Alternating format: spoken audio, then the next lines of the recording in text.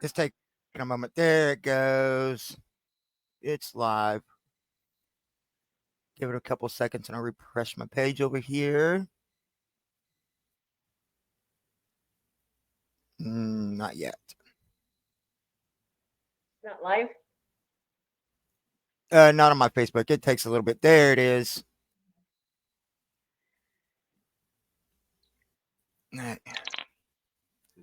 Share.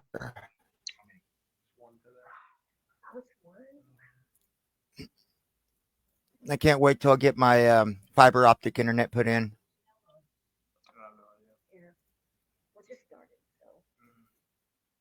Let's see.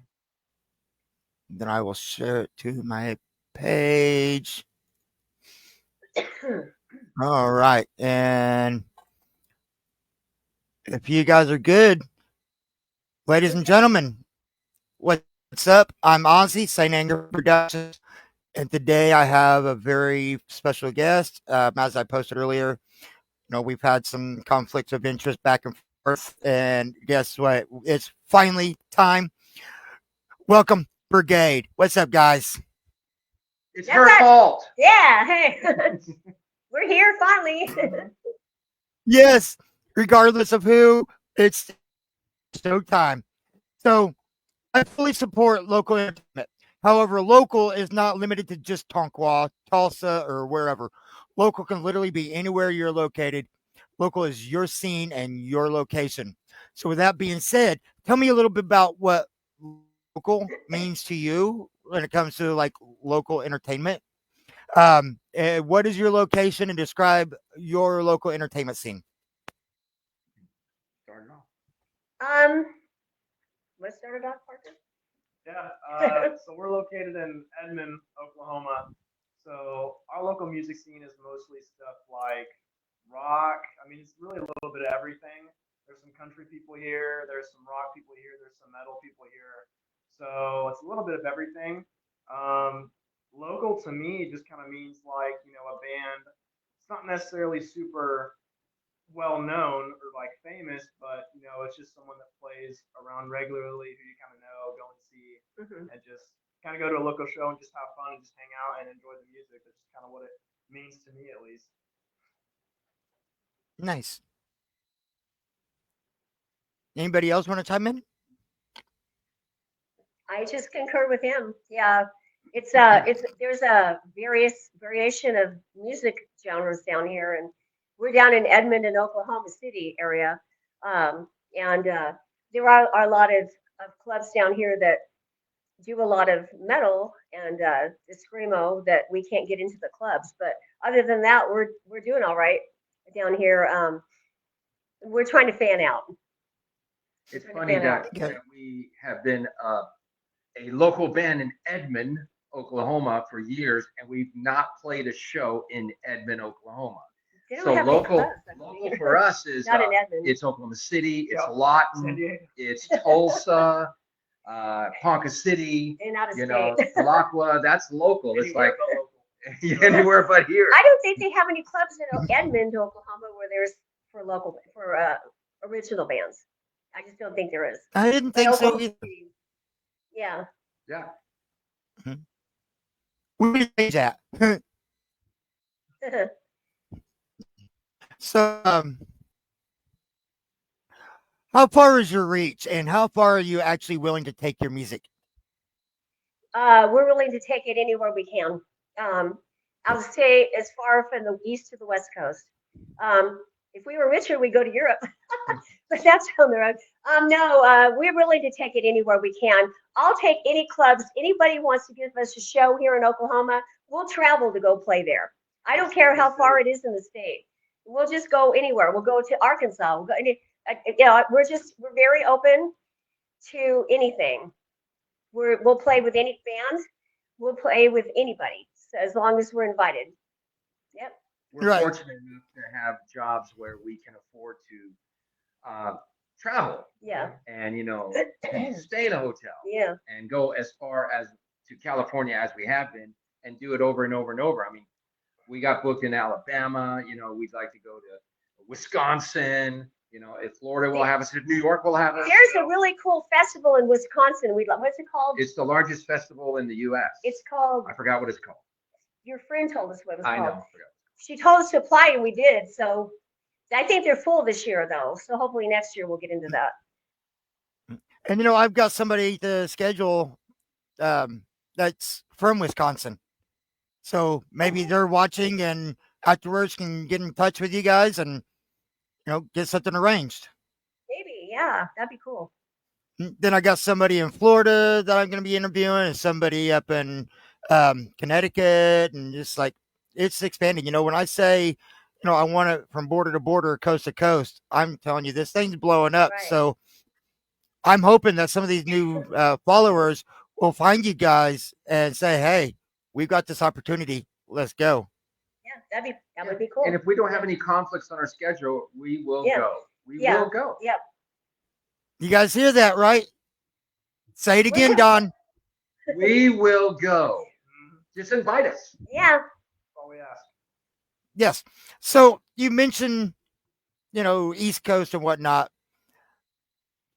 Chatting with you for however long it's been now. Tell me a little bit about San Diego. Okay. Well, first, the East Coast. I've got some friends that live in New York City called the Dragons Phoenix Within. And they played with us down here in Oklahoma City. And they said, anytime you guys come to New York, we'll play a show with you guys. And they're really good. They're within our genre. We would go there and play with them. But San Diego, I grew up in San Diego. Me too. We've lived in Oklahoma since 2008. So I lived there all my life in San Diego until then. And so I still have a lot of friends that live out there. And, we applied for the fair. And so we're going to play there. We played at that fair before when we lived out there. And now we're playing at it again. So it's going to be, it's like a homecoming kind of thing. Right on. So is this like a state fair or county fair? Yeah, or? it's a state fair. Yep. Just like the Oklahoma. It's like the county Oklahoma State Fair, but it's a little Just bit, it's a little bit larger because the population is bigger. Mm-hmm. Oh, that's huge. Yes. But now, being in California, there's one other spot that I know is huge, and people within the music industry, as soon as you say the name of the venue, it's ears are gonna pop open like, what? So where is it in California that you guys have played at and would love to go back to? Next Saturday, next Sunday, June 15th, we're going to be at the San Diego Fair. We're going to do a road trip on the 12th, and we're coming back on the 17th. And so we're playing on the Michelob stage, the Michelob Ultra stage. And that's a pretty big stage. It's over by the Fun Zone. A lot of traffic going through there. We've also played at the Whiskey A Go-Go. We played at the Whiskey A Go-Go in February, and we're going back in September to play there on September the 25th. Nice. We're playing with Carlos's band, Stonebreed. Mm-hmm. We love Stonebreed. Yeah. They're a good band. They're a really good band. Mm-hmm. So, guys, local band that has played at the Whiskey A Go-Go. What kind of famous bands have played there? Like, I know OTEP has. I've seen that live video before.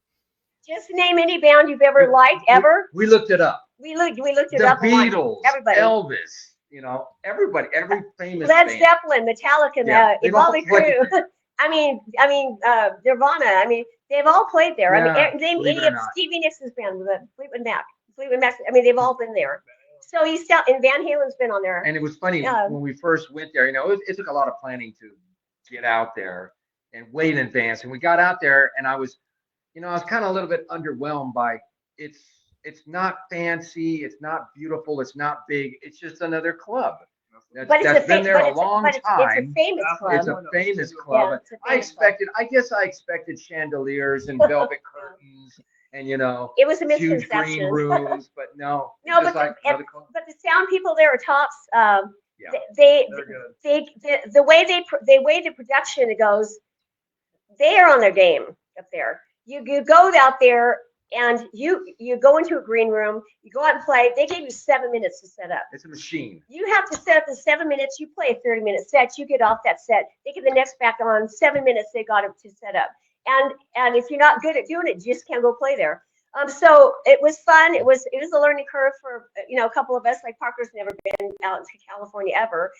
I was used to it because in San Diego they run things the same way. All pay to play. The bands that want to really play in clubs that pay to play, and the ones that can't don't want to buy the tickets, just don't get to play there in those clubs. But that's how everything runs out there. When I moved out here, it was a little bit different for me because it doesn't run that way out here. Yeah. The advantage of playing in a Los Angeles club is the population. Oh gosh, yeah. I mean, what night of the week did we play? Was it Friday? It was a Thursday, and it was 300 people there. 300 people there on a Thursday night. And it's like you would never do that in Oklahoma. You never find that. No, not even on a Friday or Saturday. No, not even on the weekend. On weekends, it averaged 500 to 600 people a night. And it's funny. It's like, why are there so many people here on a Thursday night? It was incredible. A long time ago, we lived in San Diego. We played at a club called the Derby Club in Los Angeles, and there was about 250 people there on a weeknight. Yeah, it's just like that all the time out there because there's just so many people, and they all like to go out and drink. There's a lot of drinkers there. To go out and have fun at clubs, And they want good music. And they want good music too. They like live music. That's what it's all about: is live music and networking with people. That bad word that starts with the E that you just said is, why would somebody not want to network? Everybody should network. That's how you get around in the music industry. Yeah, it took us a long time to realize it's not about going and playing and then leaving. It's about staying for the entire evening. You have to stay and support. Network. You have to stay and support other bands and talk to the club and booking people. And it took us, we thought we knew what we were doing for years until probably the last year or two when we realized what's the most important thing about playing? It's staying. Yeah. And networking and supporting. Yeah, if you don't support other bands, it looks like you're selfish. And you're just doing it for yourself. You need to support other bands. They're on the same stage we're on. You're on the same stage they're on. Stay and support them. Because that's the most important thing. Yeah, we're all equal playing. And so when I first started booking for my band, I was scared to death because I wasn't always an extroverted person. I used to be shy, and I'm not anymore. But it was hard for me to first learn how to talk to people. I was intimidated to do it. It just and now look at you. Yeah. Yeah. But it took us a lot of years we thought going and playing and leaving was what everybody did.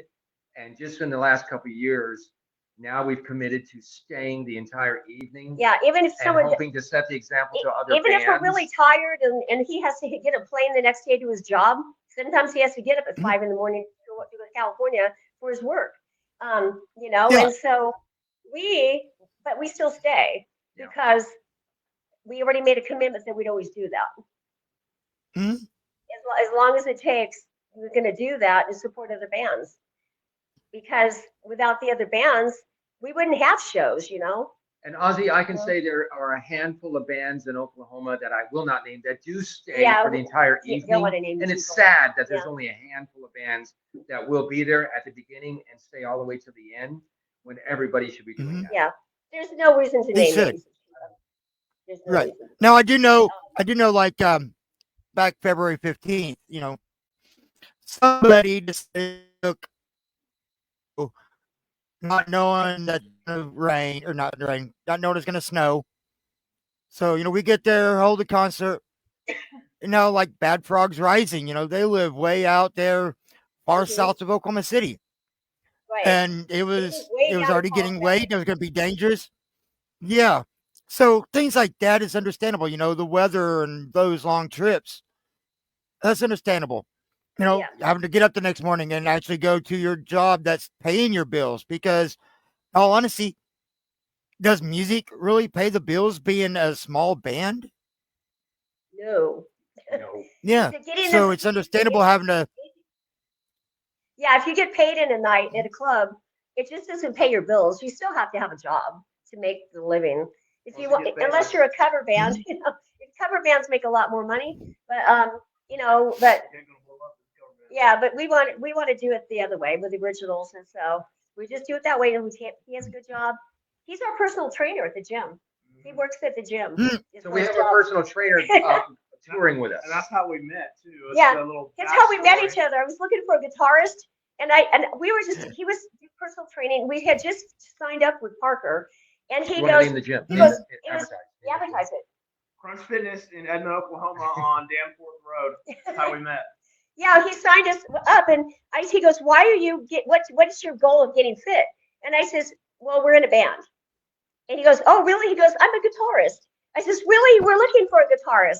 And so he joined our band. He came over and auditioned and joined our band. Thanks. That's Yeah, it was awesome. fake. So Yeah. what fitness place are you at again? You know, that way you can maybe get a few extra people to come in. Yeah, it's at Crunch Fitness on Danforth Road in Edmond, Oklahoma. There you go. If you guys want to go find a good place to work out, go visit Parker. Mm-hmm.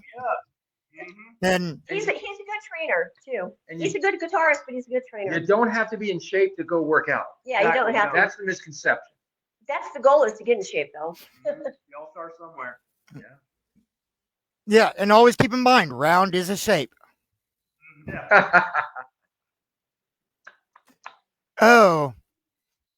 So we're gonna go down the row on this one. Start wherever you want. I don't care. But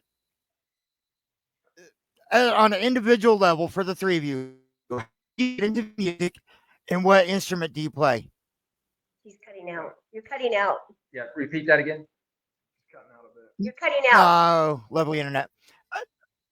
Repeat it because you're cutting out. How far is your reach?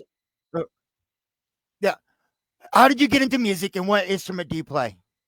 Okay. I'll start. Well, yeah. I'll start. Let's go How down did I the get? line. I started with him. How did I get into music? When I hit midlife crisis, I said to Cindy, let's either buy a Harley or start a rock band. And so we decided to start a rock band. We should have bought the Harley. I'm going to just go on the record saying that.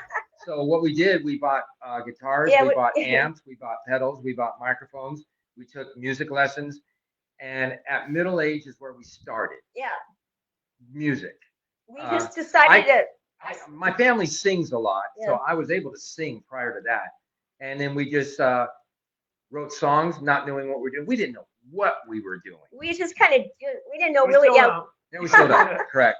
We just went to Guitar Center. I got my first guitar was a BC Rich Warlock, and I learned 6-string. And then I graduated to bass guitar and took bass lessons, and then I'm where I'm at now. So You know, we've been playing since 2001. We knew that we need to start a band, get members to a band, book shows, cut a record. We knew all that, but we never had been in a band before or musicians before. So we were pretty much business on the business. We knew the business end, but not the music end. Yeah, our very first show was at a musicians club, and they knew we were new. It was our very first show. We didn't know what in the heck we were doing. When I got on stage, I wanted to run off stage because I got deer in the headlights. I'm like, oh my God, I don't want to be here. And so I got up there, and the whole show was a train wreck. But it was okay, because afterwards all the musicians came up and said, it's okay, you guys, just keep trying and practicing more, and you guys will get better. And so we did. And this is how out of touch we were with being in a band. At the time, I played rhythm guitar and I was a lead singer. Yeah. And after our first song, the audience clapped. And my first reaction was, why are they clapping why for are a they song clapping? they don't even know? See, I had no clue what performing in a band was supposed to be like. Yeah, we didn't know what to expect, really. No, We just I had did no it. We just got up there and said, well, hey, let's just go play at this place. Let's just do it. So we did. And so now, so I was a front man. I put down the guitar. We got better guitarists to come into the band. Over the years, different and lineups. Then we couldn't recently, within the last year, we went through a few drummers, and we just couldn't hold on to a drummer. And so I decided to pick up drums about 9 months ago, and now I'm the drummer and the lead singer. He's doing really good. No, I wouldn't say that. He's got natural, I'm doing really average. He's got natural ability. He all said to me good last night at the club. Yeah, I got to listen to you play last year at Rockaway.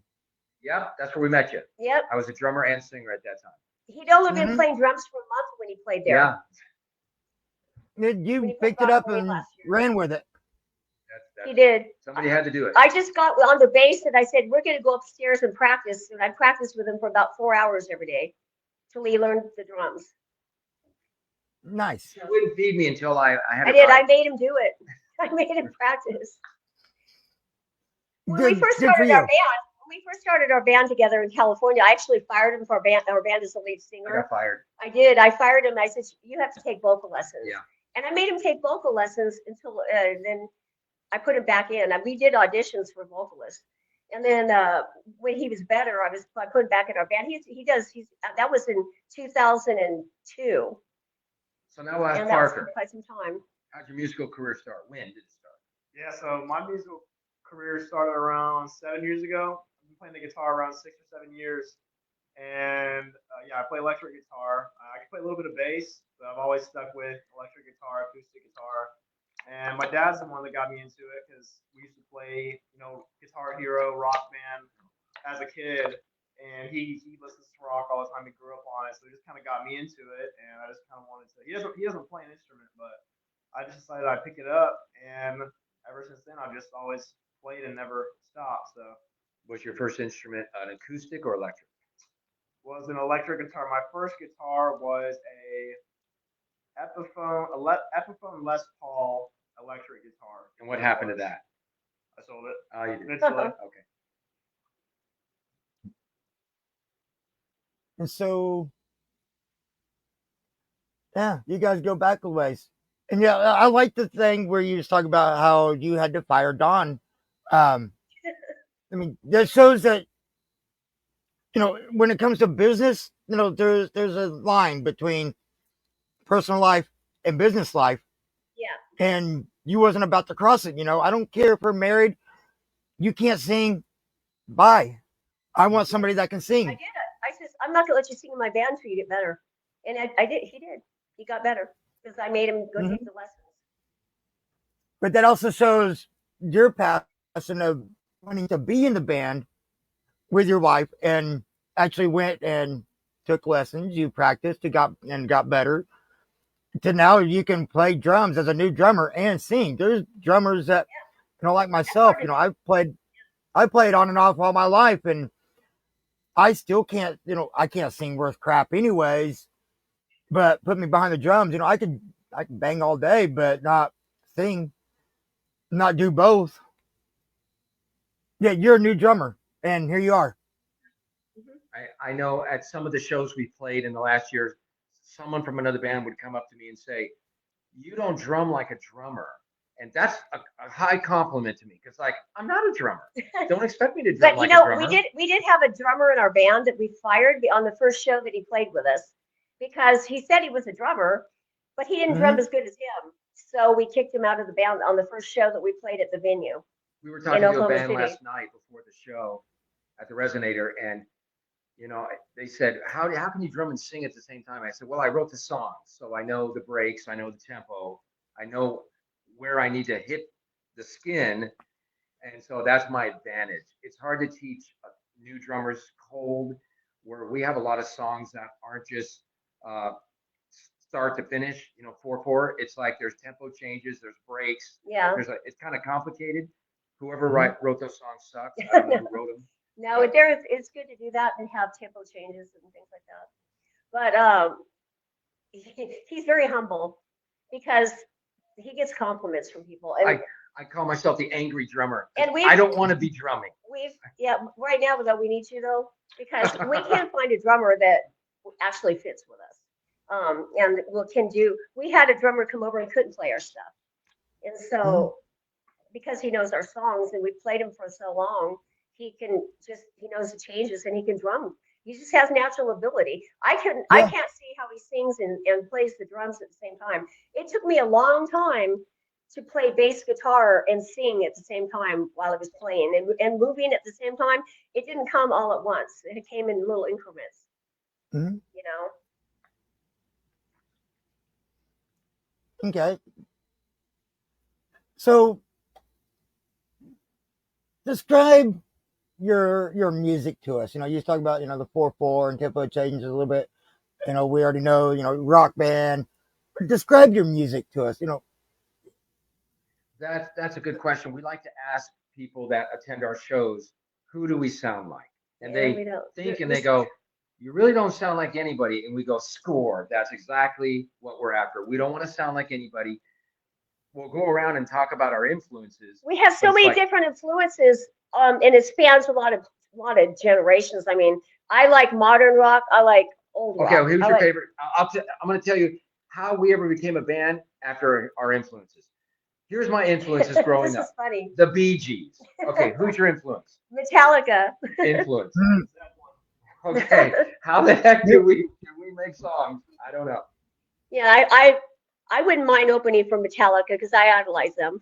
But They're so good. when it comes to songwriting, Ozzy, we'll start writing a song, and if it sounds like any other artist out there, we'll bury the song. We will. We'll just kill it. We don't want our We'll say, songs to no, sound like other people's stuff. If it sounds too much like U2 or something, and we'll bury it and we'll never revisit it again. Wow. We buried so many Oh songs my that we gosh. wrote. We Yeah. have at least 35 to 40 songs we buried that we won't play because we sound too much like something else Something else. out there. We Wow. want to be totally original. We're Yes. totally original. Unique. Yeah. I like that. So how do you see your music or future in music? Like as a musician and I can't hear you. as a band? His phone's ringing. Hold on. Oh. Okay, go ahead. How do you see yourself and, for the future of music and the future of your band? Okay, Parker, you want to go? Yeah, I'll go first. Hopefully the future will take us somewhere good, like popularity wise, fame wise, whether that's a band that everyone knows or a band that only a few people know. It's not about how big you can get, but it's really about how much enjoyment you can bring to people that go to your shows, listen to your music. Because at the end of the day, people are there for a good time. They're there to hear you play. You're there to just hear you listen and stuff. And it's about basically the people at the end of the day, and about music is an art form, so it's about a lot of people resonate with music, whether if you're depressed or you lost someone or something. A lot of people turn to music, so I feel that hopefully we can have a positive impact on people and bring a good message and get our name out there and just keep doing what we love and just having fun while doing it. So. Yeah, we need to get our name out there. We have we need to grow an audience. And we need to grow people coming to shows. I mean, I'm not talking about this 10 or 12 people in a club. I want to pack out the club. We need sponsors. We need people that'll help us get there because Absolutely. we do. So we didn't start the band. We started the band like a business, and in business, you want to get promoted, you want to make a lot of money, you want to be as successful as you can, and so that's where we kept that mindset, even though it's taken a million years. It's like, yeah, we want to play on all the world stages in the biggest venues of all time. We want to be there. I'd like to play at Wacken in Germany. That would be a real good goal. But they say, Ozzy, no. they say you got to pay your dues first. Yeah. Yeah, we've been paying our dues a long time. We're going to pay them for quite some time. And eventually, when we do break, they're going to call us an overnight success. But it took like 20 years, overnight. It'd be nice, but if it doesn't happen, that's fine too. But I would like to just see where it goes. I'd like to take it as far as we can because we're able to travel. We're able to do stuff. We want to grow an audience. We want sponsors. We want people that'll help us to get there and along the way. What took us the longest time, I could write a book about band, how to form a band, how to manage a band. What took us the longest time is getting people in the same mindset that we were at. We want to grow. We want to travel. Right. We want to be the biggest act of all time worldwide. And we had members that didn't want to leave the city, Yeah. or couldn't travel, or had kids, or had a job that they can't So get off. we had to weed some people Oh, my out word. because they didn't want to go. They Yeah. didn't want to get out of Oklahoma City. Yeah. And so we had to weed some people out. I'm not going to mention names. Mhm. But it was just something we had to do as a band. Be on the So same Wow. page. I mean, yeah. I couldn't even imagine wanting to be in a band and being like, oh, I don't want to leave this town. Like I can't even go up the pike to Tulsa or down the pike to Lawton. I just want to stay right. No. Some people, yeah, some people want to do it as a hobby. Some people have families with kids. Sometimes, we have families and kids. You got a job, you're tired. You don't want to go out of town and spend 2 hours driving here or 3 hours driving there and coming home late at night and going to work the next morning early. So some people just don't want to do that. And I get it, Mhm. but Yeah. I'm willing to sacrifice to do that. So is he and Parker. So we're gonna, but it took a while, and this is our lineup now that can do it. So we're just gonna do it with us. Nice. All right, there you go. Yep. You guys have ambition, and I love it. So, hopefully, people's watching this and you create with this video. I hope it creates a lot more fans for you from literally all over. So I And hope so, this video, I would say, Ozzy, I hope this video inspires others yeah, to yeah. attain, to, shoot for the stars. You may with hit the it. moon, but at least shoot for the stars and keep shooting for the stars. The music business is very discouraging. It is. You get put down a lot. You don't get recognition. You don't have people showing up at the shows. You make no money. It's us against the world. That's every band out there. And it's like, yes. or it's band against Yeah, band, which and it shouldn't be, but it is. nobody's gonna hand you anything on a silver platter. They're not. No. You have to work No. hard to get there. You have to work hard, and you have to work even harder. And sometimes you have Yes, to you work do. even harder than that until you get to where you want to. Absolutely. I mean, and it's not, sadly though, it's not just bands, like in my position, booking concerts and stuff, I've got to be able to sell tickets to make it, to be able to pay those bills, the venue, the bands, the sound, the lights, all of that. Without all that, you don't have a concert. You're just out there playing the drums and acoustic guitars out in the middle of a field or parking lot. And if people's not buying those tickets, that it's not getting anywhere. That's correct. Right.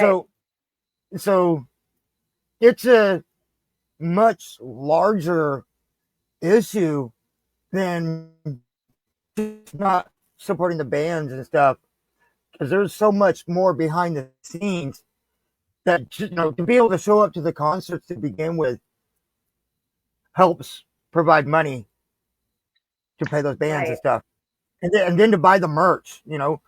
Yeah, most bands around, they're not charging the high dollars like Tool, like Britney Spears or whoever. They're charging high prices for the merch. You buy the merch from Brigade or Bad Frogs Rising or Perseus or Had Enough. You're actually supporting those bands. You're helping those bands grow, and it's helping advertise. If I Right. was walking around with a shirt for Brigade or Neanderthal Jones, people are like, who is that? Oh, that's some really good people. Go check them out. Now, I want to jump to this one, talking about checking you guys out. There's one place that I know that we can find you, and it's on internet radio called Marshall Rock. Old Jamie, Right. which I interviewed her a while back ago. You guys aren't only on the radio. There's something big coming up. What is that? It's already been announced, but for the Yeah. people that haven't seen Jamie's it a yet, really what's nice going person. on? Jamie's a really nice person. I mean, everyone should listen to Marshall Rock Radio because Yes. she's a really good DJ. She's really nice to people and just very overall really nice person. Good station. We're playing at Marshall Rock right here, September 13th. On Mhm. Marshall Rock Fest at the Tower Theater in El Reno, Oklahoma, and she's hosting it. and we're going to be there with about she has 9 bands. We're one of the 9 bands, and so Nice. yeah, so it's going to be fun. It's going to be a long day full of like food. It's going to have like food play vendors, and they're going to have all sorts of different things there, and so everyone should show up that lives local. Come and support the theater and Free support admission. martial rock and the bands. Yes, free. Yes, it's free. There's a watermark she's got on her page. If you go to that, and you can donate to the cause, so that for the theater rental. I was thinking about your situation, Ozzy, where you get festivals together and you hold these festivals and you try to sell tickets or hope the crowd comes out. Yeah. That's the difference between Oklahoma and Southern California. Oklahoma, you have to go way over there, or way out there to go to a festival. Southern California, there's no way out there. It's crowded everywhere. You're go. there. to a It's festival there. somewhere. So it draws and attracts a lot of fans or people because they don't have to travel far. Right. But when you have to travel 2 hours to find a campground in the middle of somewhere you've never heard of, that takes commitment. It does. And a lot of people are just not going to drive that far. But with the last couple of festivals we've been to, there was not a very good turnout over at. There was a whole lot of bands. Yeah. Up at 3-day events. Up at Sparks. Yeah. And when we played up there, and that was last year in October. There was maybe, how many people do you think was there? Well, see, Cindy and I we can see this because we've come from the other side, Southern California rock scene, where it's local. Always crowded. It's always crowded. There's no place too far because people, you don't have to drive far to get anywhere. Right. Because everything's a big metropolis. But here in Oklahoma, if you have a festival in Lawton, OKC and Tulsa people aren't going a lot. If you have a festival in Tulsa, you're not going to get OKC and the bands will go, but a lot of people just won't go for your fans are going to travel. It's really sad. A lot of people I notice here do not support local bands. Yeah. A lot of people. I'm not talking about bands. I'm talking about the people that come to watch the bands. Yes. In Southern California, where we lived in San Diego, they catered to the local music scene. They catered to all the local bands that did original music, not the cover bands, because they had their own places they could play. They had clubs specifically for original bands, and if you were a cover band, you could not play in those. And so they were able to garner audiences that would love original music, and they would put all the local music. If you wanted to, you could play it on the radio station there, Rock 105, those local station, and they would actually come out to the shows and also support the local bands. So nice. There's a difference. It's a bigger city. There's a lot more money and more revenue in the cities, and so I don't know if that can change here, but the local people here, I just noticed it just is not as much local people coming to watch local bands to do original music as there was when we lived out in California. And I hope it changes. Yeah, I was going to say, it sounds like we all need to work together and make some changes. And now we had a decent turnout last night over there at Resonator. Yeah, it was fun. Yeah. He brought all his family and friends, and we had some people that we knew, and it was a good night. That's a good place to play. But it's easy. It's easy to play a show in a city and get people to show up from that city. Ozzy, you got the hardest job. How do you have a festival, an hour outside of a city, and get people from 2 hours away to come? It's not Coachella, it's not Stagecoach. It's not, and they're not going to drive. No, not Rocklahoma, not any of those. So Darian Morgan, They'll come to watch the name brand bands, like if let's say Metallica came to Tulsa, or if what's her name? That lady you like? Taylor Swift. Taylor Swift came. People would pack that place out. They'll travel. Yeah, they'll travel to go see those kind of bands. But when it comes to local bands, they just don't.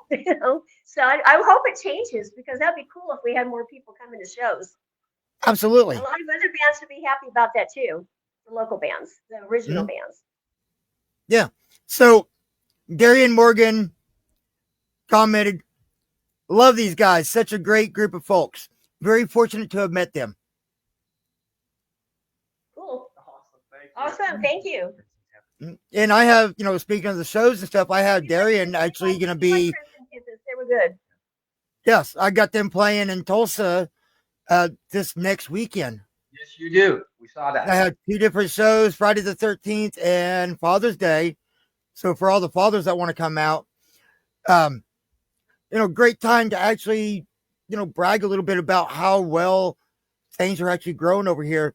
Soothsayer, Texas, Soothsayer TX, they actually reached out to me on email, said, hey, we're going to be coming through from Kansas and yada, yada.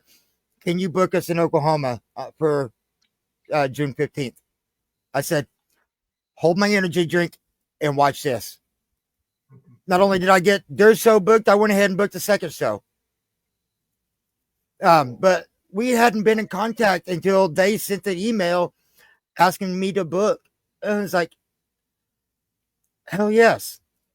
Now we just need the people to come support Soothsayer as this is their first time to play in Oklahoma. Because when startup bands come start playing like that and they don't see people coming, they get discouraged.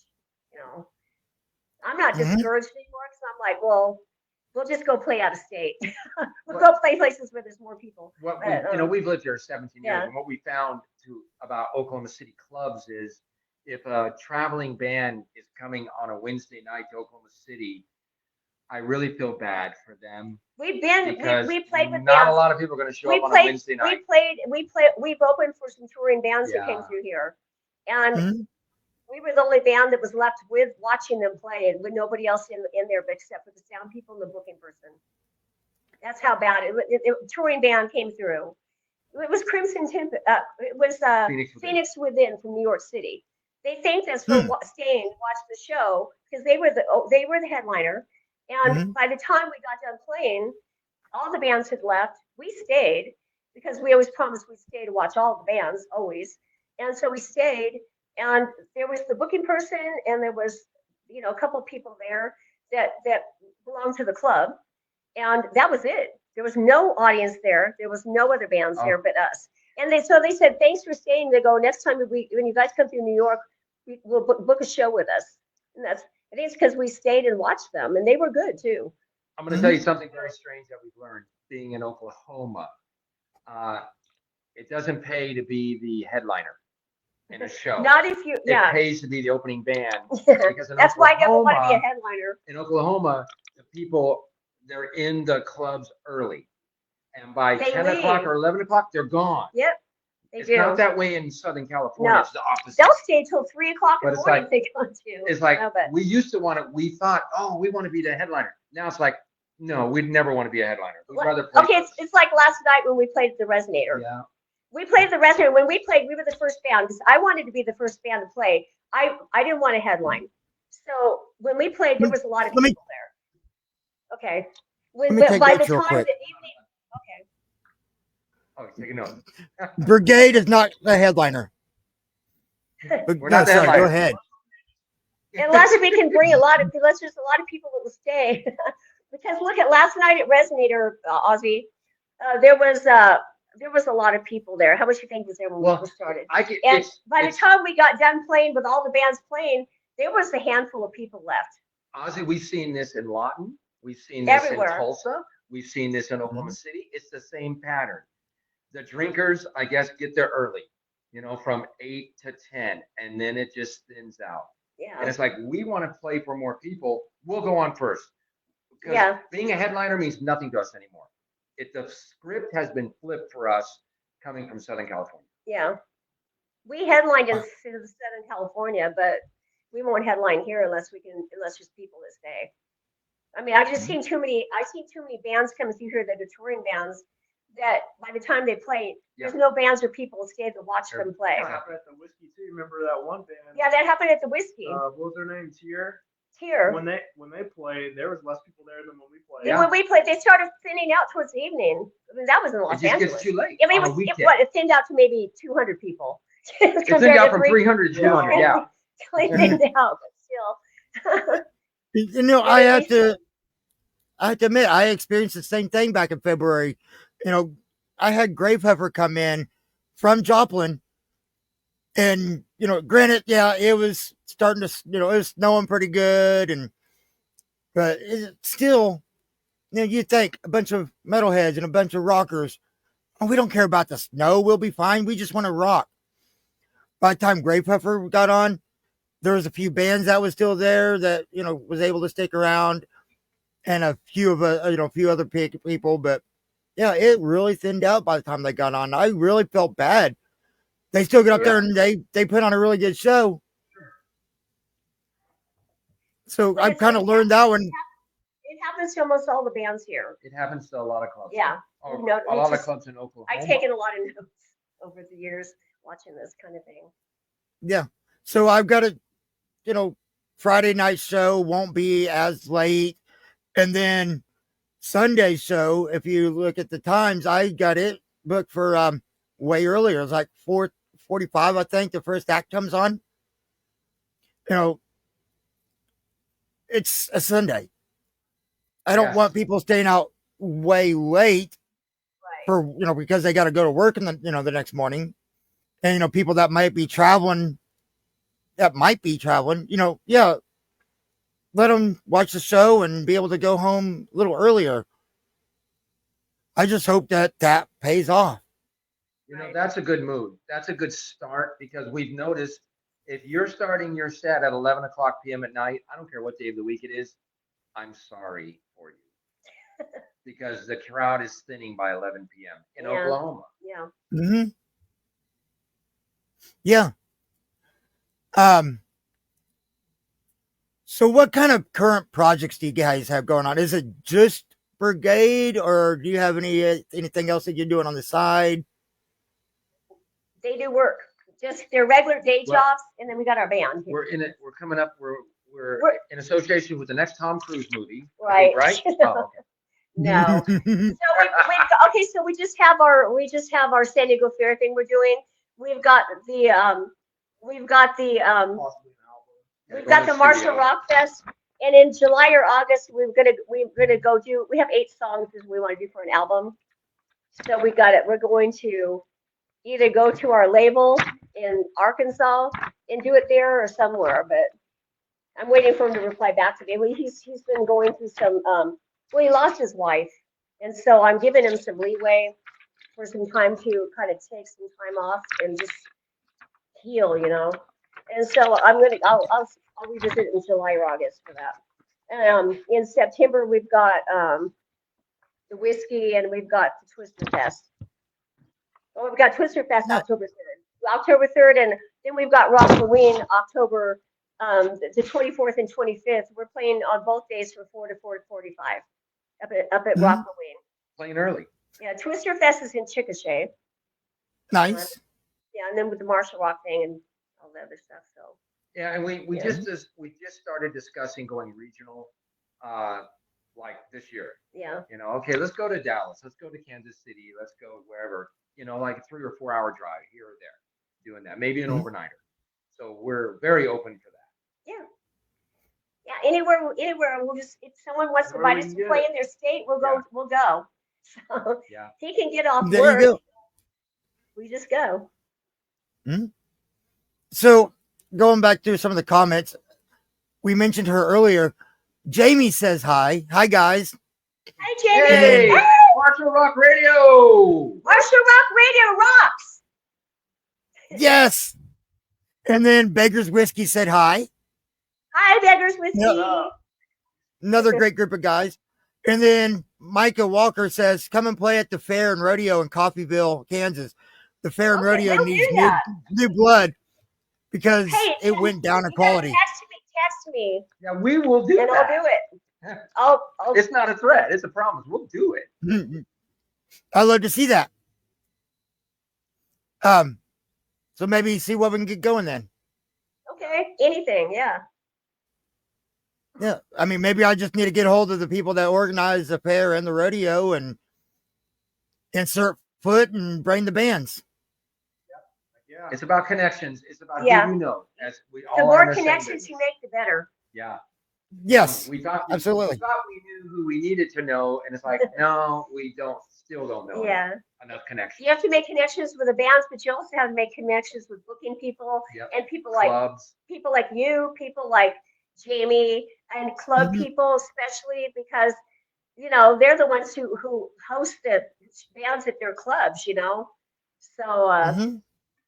it's important. And we make a promise to anybody out there. If our schedules don't conflict, and you're a band out there, and you've been on the books at a club for a month, and a band drops off your night, Yeah, a lot of bands drop call off. us. They do. We're in the middle of the state. We can go to Tulsa, we can go to Lawton, we can go to Fox City. Just call us. Yeah, there's a lot If of it bands. doesn't conflict, we'll be there. There's a lot of bands who drop off at clubs, and sometimes, and it's happened to us, if one band cancels, the whole night's canceled, and The so club canceled. the club will cancel on the whole night. So Mm-mm. last night at the Resonator, I had that 2 days before the show. Actually, it was 3 days before the show.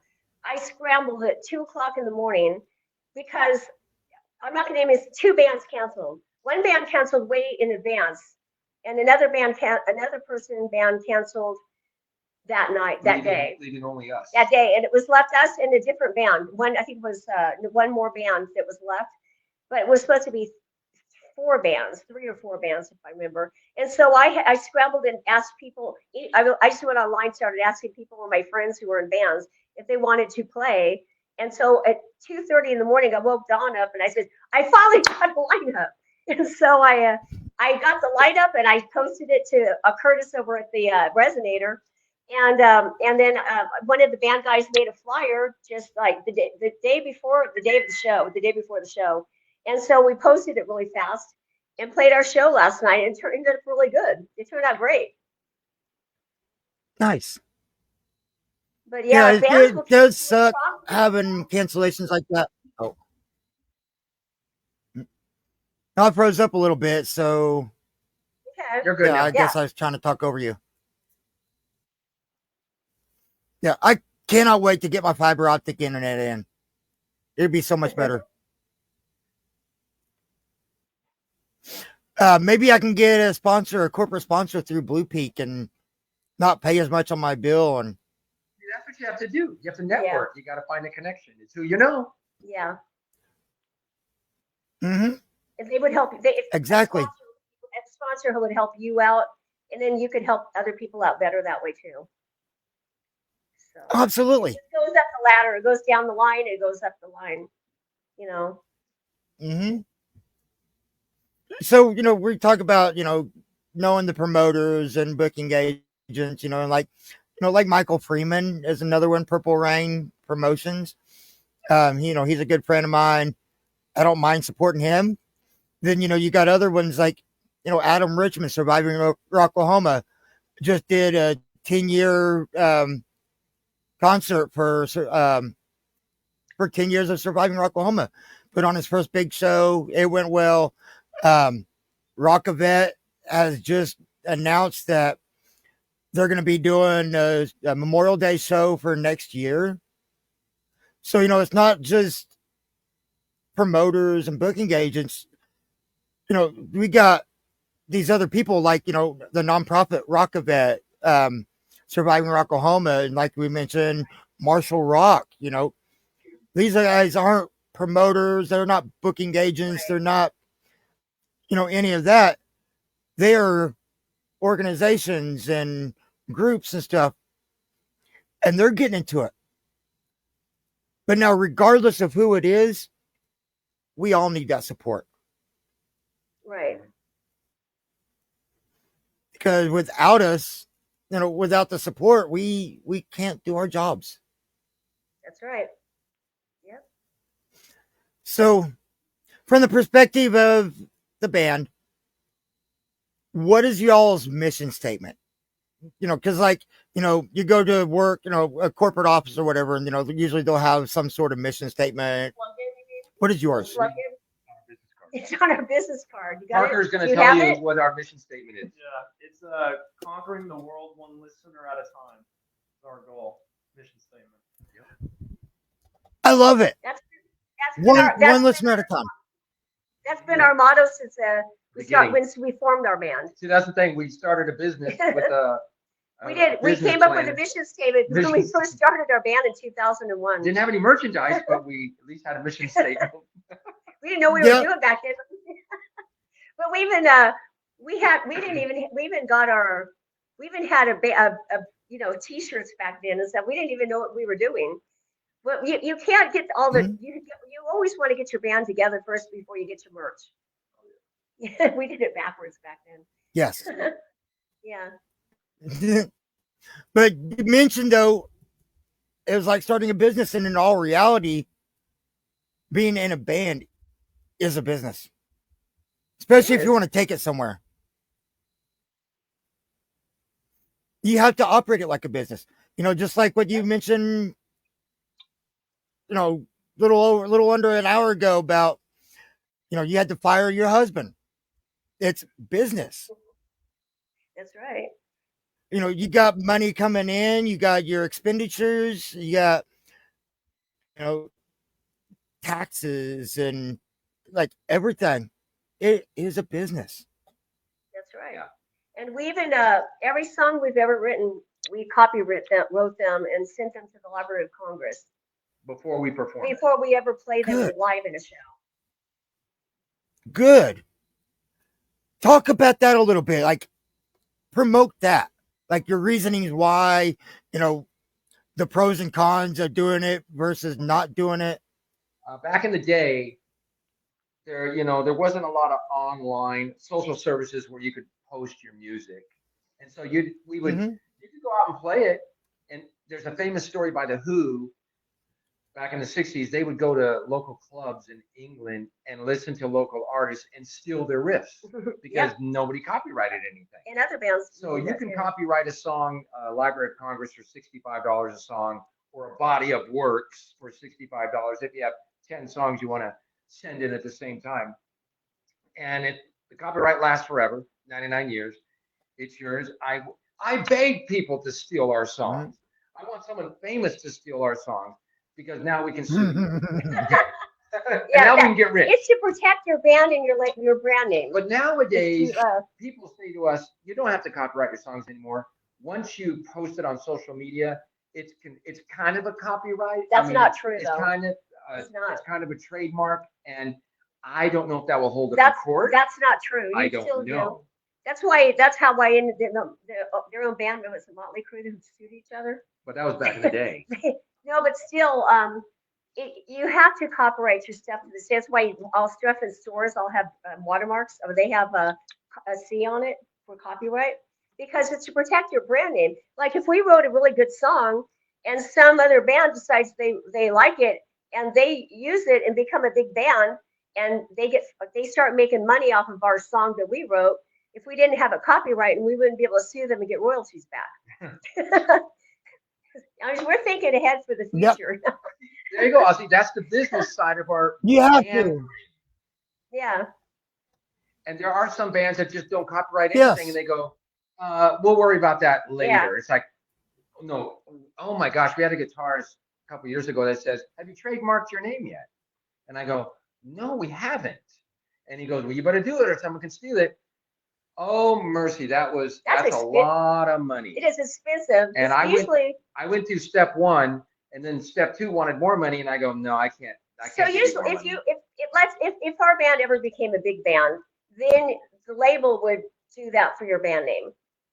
Or if you're not, somebody else has it, then you just make a different band name. And to trademark your band name, you have to go through lawyers. But how we learned about this stuff is when we were in San Diego, when we first formed our band about 2 years in, that we had a guitarist in our band that was a trademark and copyright lawyer.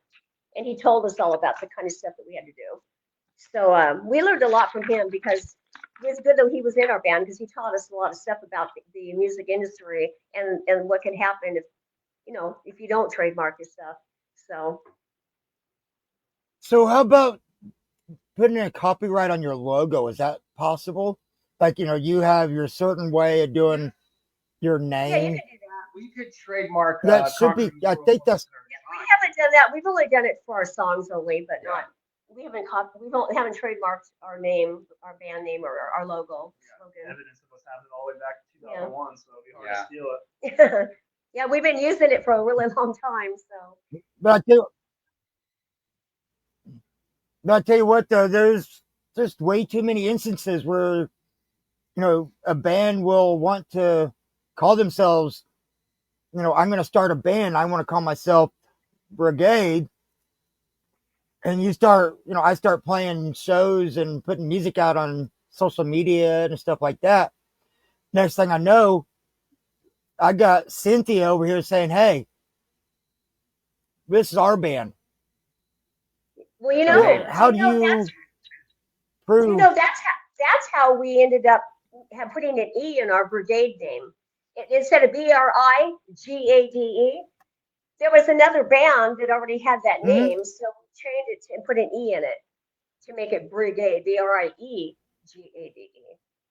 So, and because somebody was already using it, we said we don't want to use somebody else's band name. So that's the British spelling of brigade. So, okay, yeah. It's some kind of European spelling. So no, guys, I did not spell it wrong. I promise. we definitely are accused. They go, "Do you like brie cheese? Is that why you named yourself Briegade?" It's like, yeah, thank you. But no. I mean, you put a little bit of blueberry sauce with you guys, and it's a perfect combo. There's a local Oklahoma band. I forgot who they are now, and they are playing shows and everything. And we Googled their name, and there's like 7 other bands with the same name. Yeah, exactly. Oh, they're gonna have trouble down the road if they become famous. They'll find out eventually. We just take care of our own stuff downstage. Yeah. Oh. So here's an interesting question that I love asking. Dawn, it seems like this would be a question for you. When you write the songs, do you write them for the lyrical aspect, like these words are important, I want these words to come through? Or do you write it for more like the musical aspect, like what Tool would do with, their musicality? How do you write your songs, lyrically or musically? Yeah, it's a very strange answer because I have to have a riff first, come up with a riff. It has to be a guitar riff. It has to be the rhythm. So if I can get the rhythm riff first, then I can plug and play lyrics at the very end very quickly. Now, a couple of times though, when we lived in California, he woke up at 3:00 in the morning one night, and he said, "I have to get up here, and I've got this melody in this song, one of my song." And he got his recorder out, and he starts recording a little like melody thing and put some lyrics to it. And I'm like, "You guys just got up at 3:00 in the morning just to do that?" But that's Rick. Like, so I will pull the curtain back a little bit for the viewing audience, Ozzy, is that, oh my gosh, I've lived long enough life where I could write about everything that's happened to me, all the negative, all the horrible things. Or the positive too. But it's like, you know what? I just want to write about positive things. Yeah. I want to sing about positive things. There's too much negativity in the world as I look at it. There's so many bands. I don't want to sing about drinking and drugs and sex and all that kind of stuff. We sing positive things that make people happy. But believe me, a lot of pain has happened in our life. A lot of junk has happened. We certainly could write that. But it's like everybody else is doing that. Let's go down this road. We want to be different. And just write, uplifting, positive, power of you and things like that. We're keeping it at kind of lighthearted. So you'll keep the negative stuff for me, where I could go through and just shine light on my life experiences and be like, "Hey, I can do this. This is what I've been through. Don't give up." Right. Type situation. But definitely the positive, we need the good uplifting lyrics and stuff too. And so, Jeffrey, the way the world is now, there's been so much division in the country, and I just think people need more positivity. People need to be more happy and come together, and just we kind of want to be an influence, kind of like that. I like that.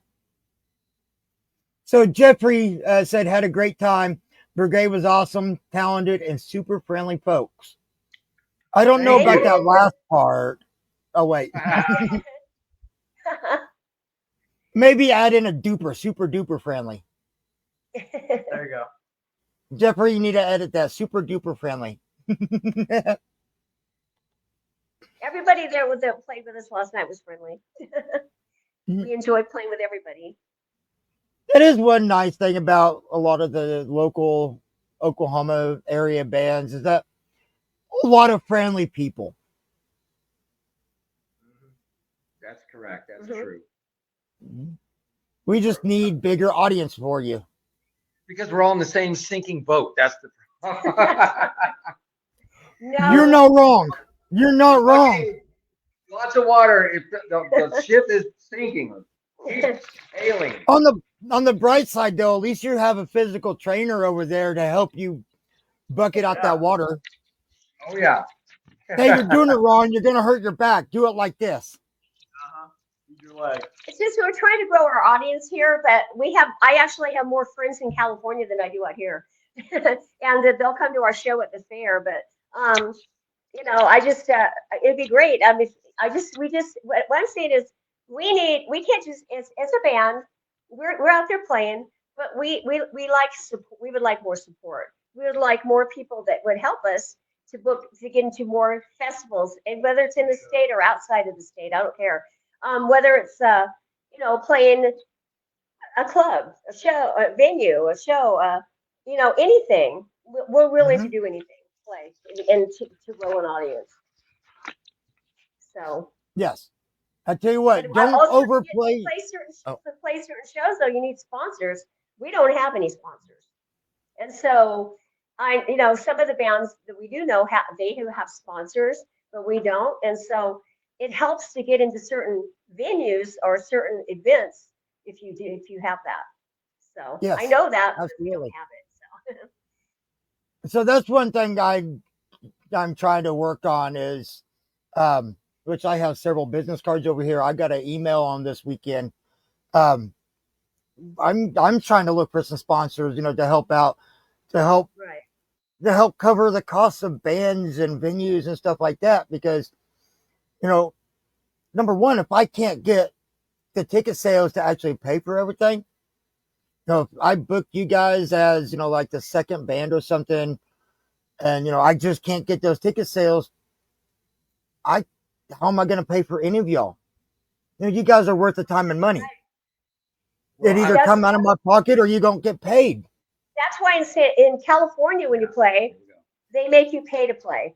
It's every club. If you want to play, you have to buy pre-sale tickets at every single venue you want to play at.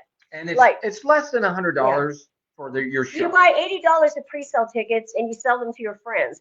If you really want to, if you hustle and sell them to your friends, you play in a club, and that's how they do it in all the clubs out there. And they'll line up 3 to 5 bands in a night, so the club's making money. The bands that don't want to hustle, they're not going to play. Yeah, the bands that don't want to pay. Yeah.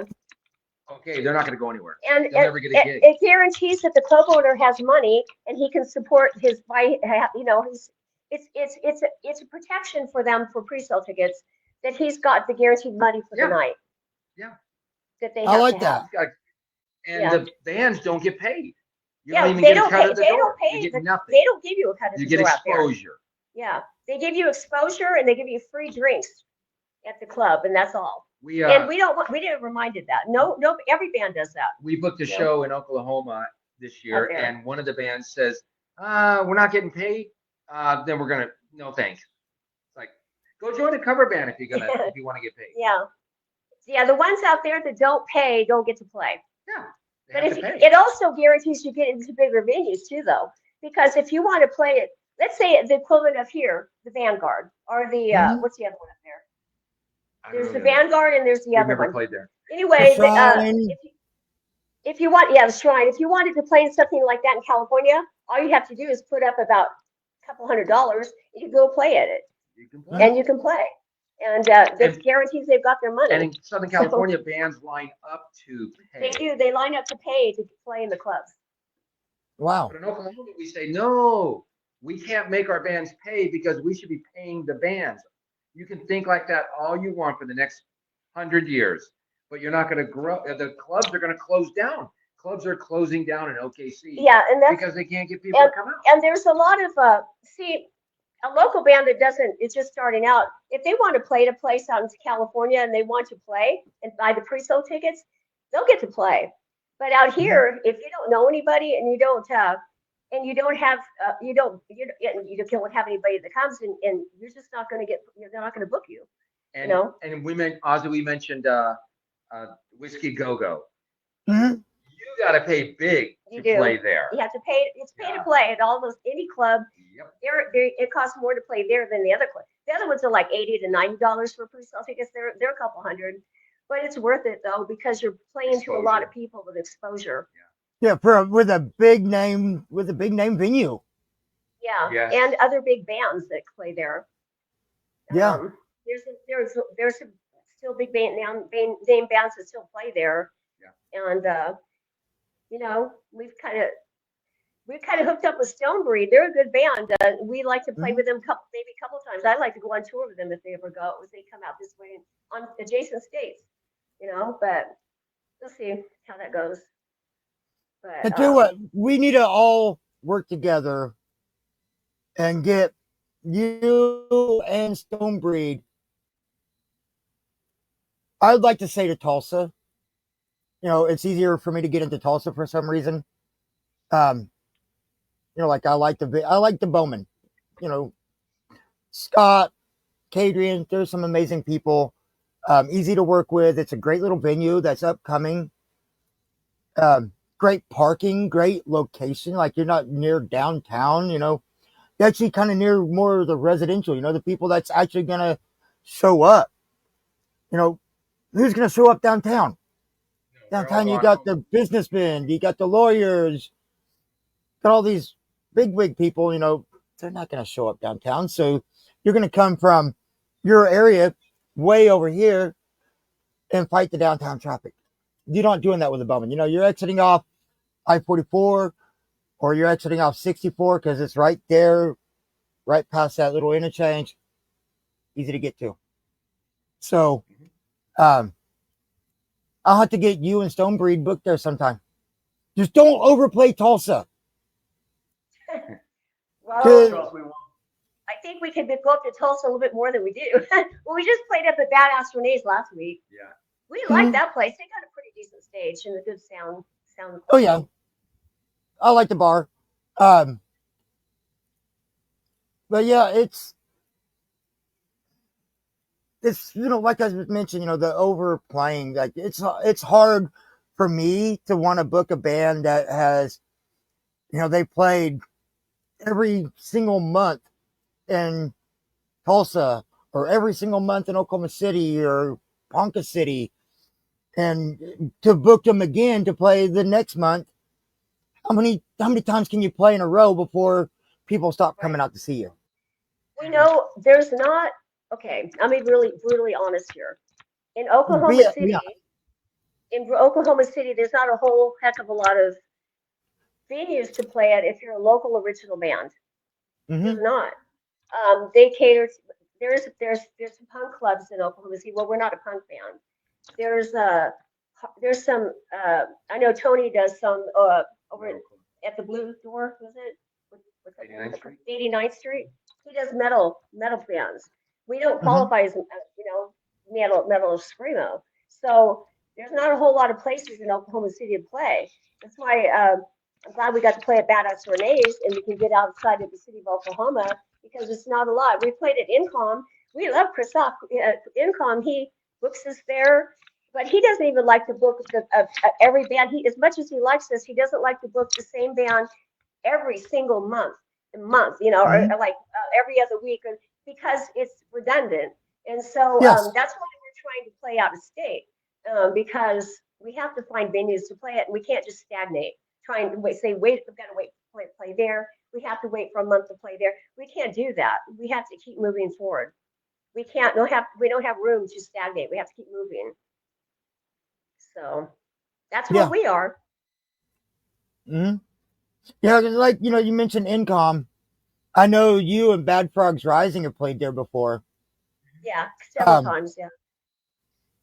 it, how many times in a row can you and Bad Frogs Rising play together?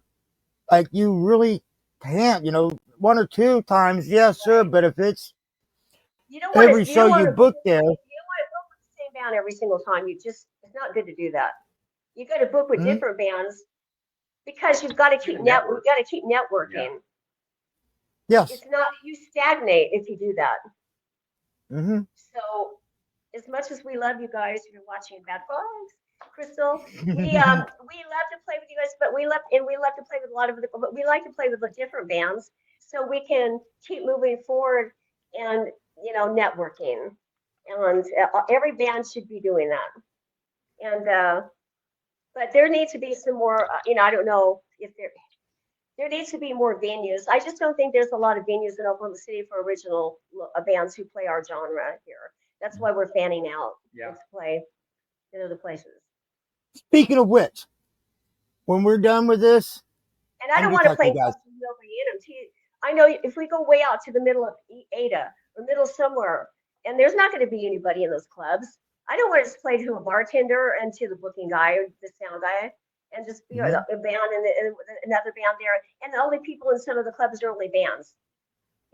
It's got to be you want. I want to go where there's people in the clubs because if you Yes, play at clubs like that, you're never going to grow your audience. You're not. You're no, not going to grow a fan base doing that. no. So but yeah, like I was saying, after this is done, I need to talk to you guys. Okay. Don't let me forget. Okay.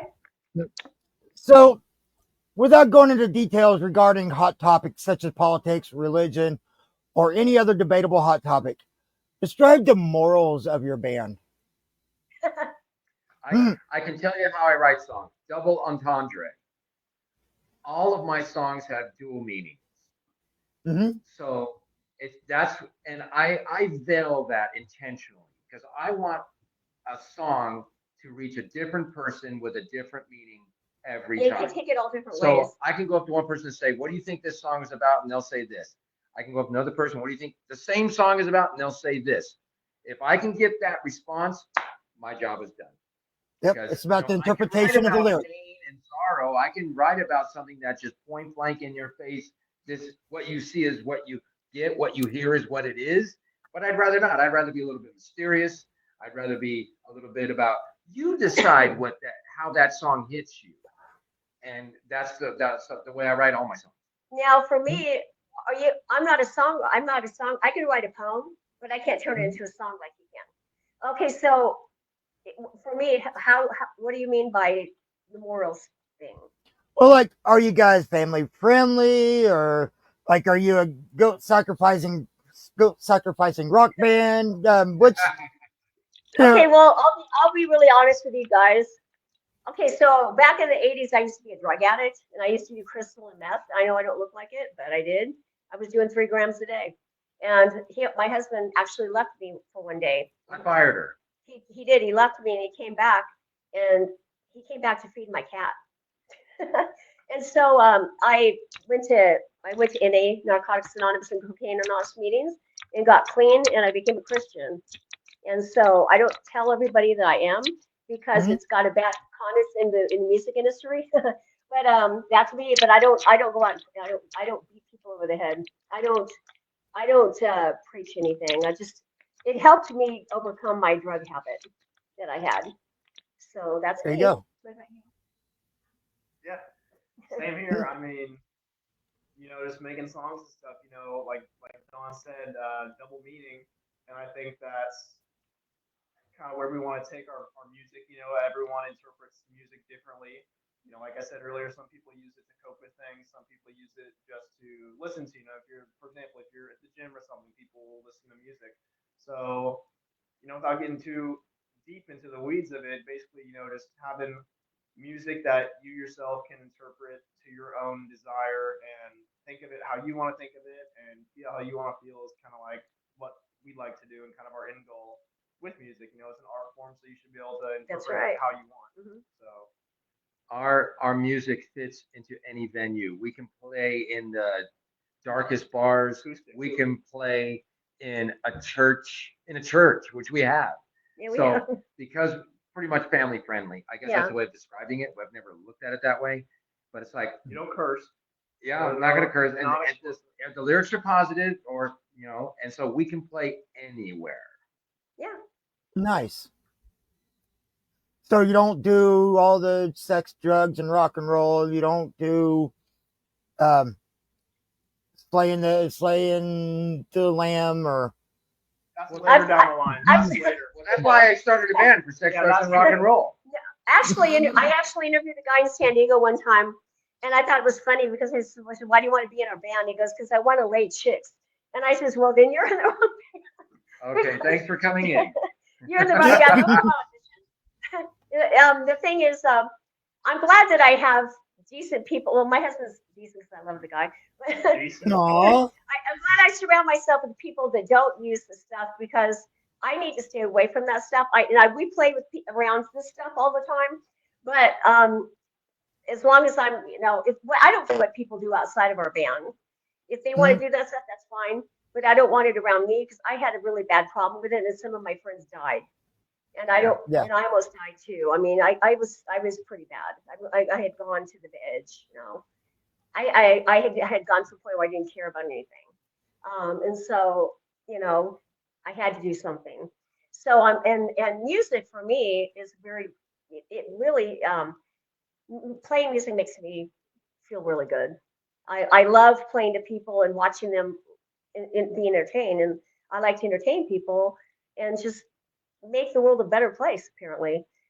Because, you know, there's a lot of people that need that kind of stuff in this world, and I was there at that point. So No, I gotta say, I want to say this live on air. I'm proud of you. it was hard. It was very hard, really hard. Yes. I had to go High to a five. lot of meetings. I had to go to a lot of meetings and counseling for that. So And a lot of support. Yeah. We talked about, Cindy and I have talked about, if we had met when we met in our 20s, if we had started a band It would have been immediately, a disaster. it would have been a train wreck. It would have been a disaster because my habit would have been gone Yeah. way off the rails. Yeah. I mean, I would have died. I would have fire. Yeah. Yeah. Yeah. I'm super proud of you. I really am. Yeah. Because I know you told me about it before, and it's just, it was touching then. Yeah. So I've been clean now I've been clean for 20 years. I think since 1990. I've That's been like clean. 30. 30 years. Something like that. Wow. My fingers. Yeah. Wow. Yeah. So I'm going to ask Parker, our guitarist over here, personal opinion when it comes to doing the guitar solos. Sorry, hair in my mouth. When it comes to doing the guitar solos, do you prefer sticking to like a written solo, like this is how we played it on the CD, this I'm going to play it every single show, or do you play it like a true solo, improvise? You're going off your feelings for the day. Are you angry and just aggressive solo, or you're having a really good day? It's so it's a really bright, uplifting solo. Like, how do you solo? What's your preference? So it's a little bit of both. So, for example, some songs I'll stick to the solo I wrote. Like all the songs we play now are different than on the actual track. So I've written all the solos that we play live, and typically I'll play them. Some I'll play a little differently. Some I'll play, pretty close to what I wrote them with. But it's like I like to change it up every time I play usually because it's like if you go to a concert, let's say you're a fan who goes to a couple of the same band's concerts a year. Like if you listen to them, if they're playing the same thing, it just kind of gets old. And see, guitar is a lot about feeling and stuff too. So sometimes you just get into it and just kind of let your fingers do the work. And some of the times it's improvising, especially if you make a mistake or if you drop a pick or something, then you kind of got to do that. But a lot of times I'll just kind of change it up. I try and never play the same thing twice unless I want to do that. Try and keep it entertaining, especially for me as a guitar player. Playing the same thing over and over and over gets repetitive and gets boring. So you want to just spice it up and make it sound different, whether that's a different note in the solo or a different note in the verse or something, just kind of keeping it fun and kind of keeping the audience almost guessing, like, is he going to play the same thing? Is he going to do something different, or just kind of stuff like that. So And it's kind of like we encouraged I it like for him. I like that. So Yeah, like we give Parker the freedom to it. If you want to add a little fill here or do something at the intro or the outro, add that. It doesn't matter to us. Yeah. Even though we wrote the songs and they've been copyrighted 10 years ago, it's like change it up a little bit. Yeah. Make it personal and original for you. I like that. So like if you had a song that the bridge of it is structured kind of like a solo, that would be one that you would want to keep kind of original to the how it's supposed to be because it's part of the song, even though it's structured like a solo. Yeah. But if it's something that's actually a guitar solo, like, hey, we're putting this in there, you solo for, whether you want to do it for 8 bars or, 16, or if you want to just go for 32, however long you want to go, you just kind of give the cue and we'll come back in. Yeah. Then that's kind of more improvised type thing. We do. It depends on where we're playing. If they have a time constraint on the time that we have to play, then we shorten it, whatever we have to do. Nice. Okay. So you mentioned some of the influences. Who are your influences? Because we all have influences in life, whether it's personal, like an author, poet, a family member, whoever. We all have those influences, but then we also have, like you've mentioned, Metallica. Who are y'all's individual influences personally? Your influences as a musician, and then lastly, who are your influences as a band that inspire you to do what you do? Okay, so I'll start personally. I would say personally, like my own influence before I go into musically would be my dad. Because he got me into music, kind of just opened that up to me. Cause like years ago, I would never like I always liked rock music, but it wouldn't be like my first choice to listen to.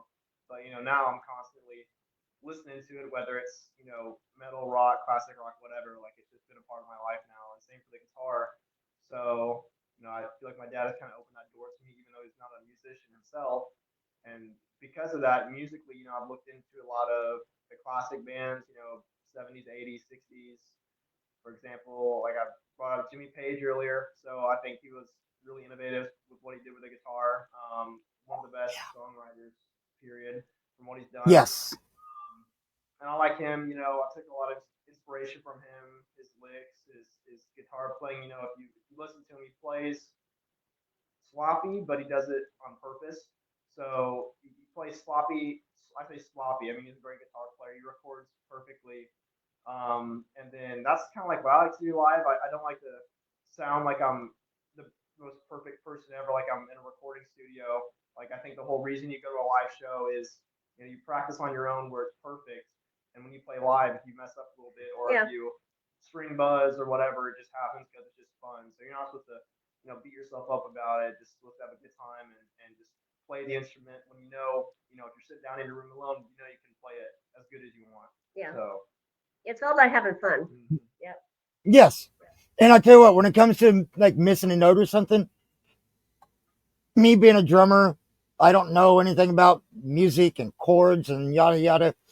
I wouldn't know. I mean, I just think it's part of the song. Mm-hmm. Have fun with it. Yeah. Cynthia, how about you? Okay, so my personal influences. Well, I'd have to say God, and then my mom. My mom was a really big influence for me. I just lost my mom last August, and it was hard because I was really close to my mom, and I beat myself over it living here in Oklahoma because she's out in California.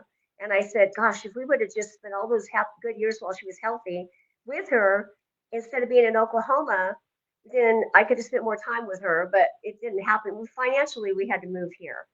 we moved here because of the housing crisis, and so that's how we ended up in Oklahoma.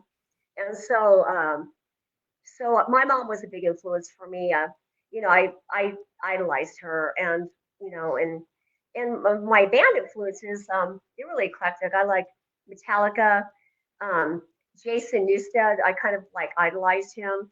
And I used to look at Yes. Heart and think, those girls are in a band, and I want to be in a band too. And so I just said, I can do that. They can do that. I can do that too.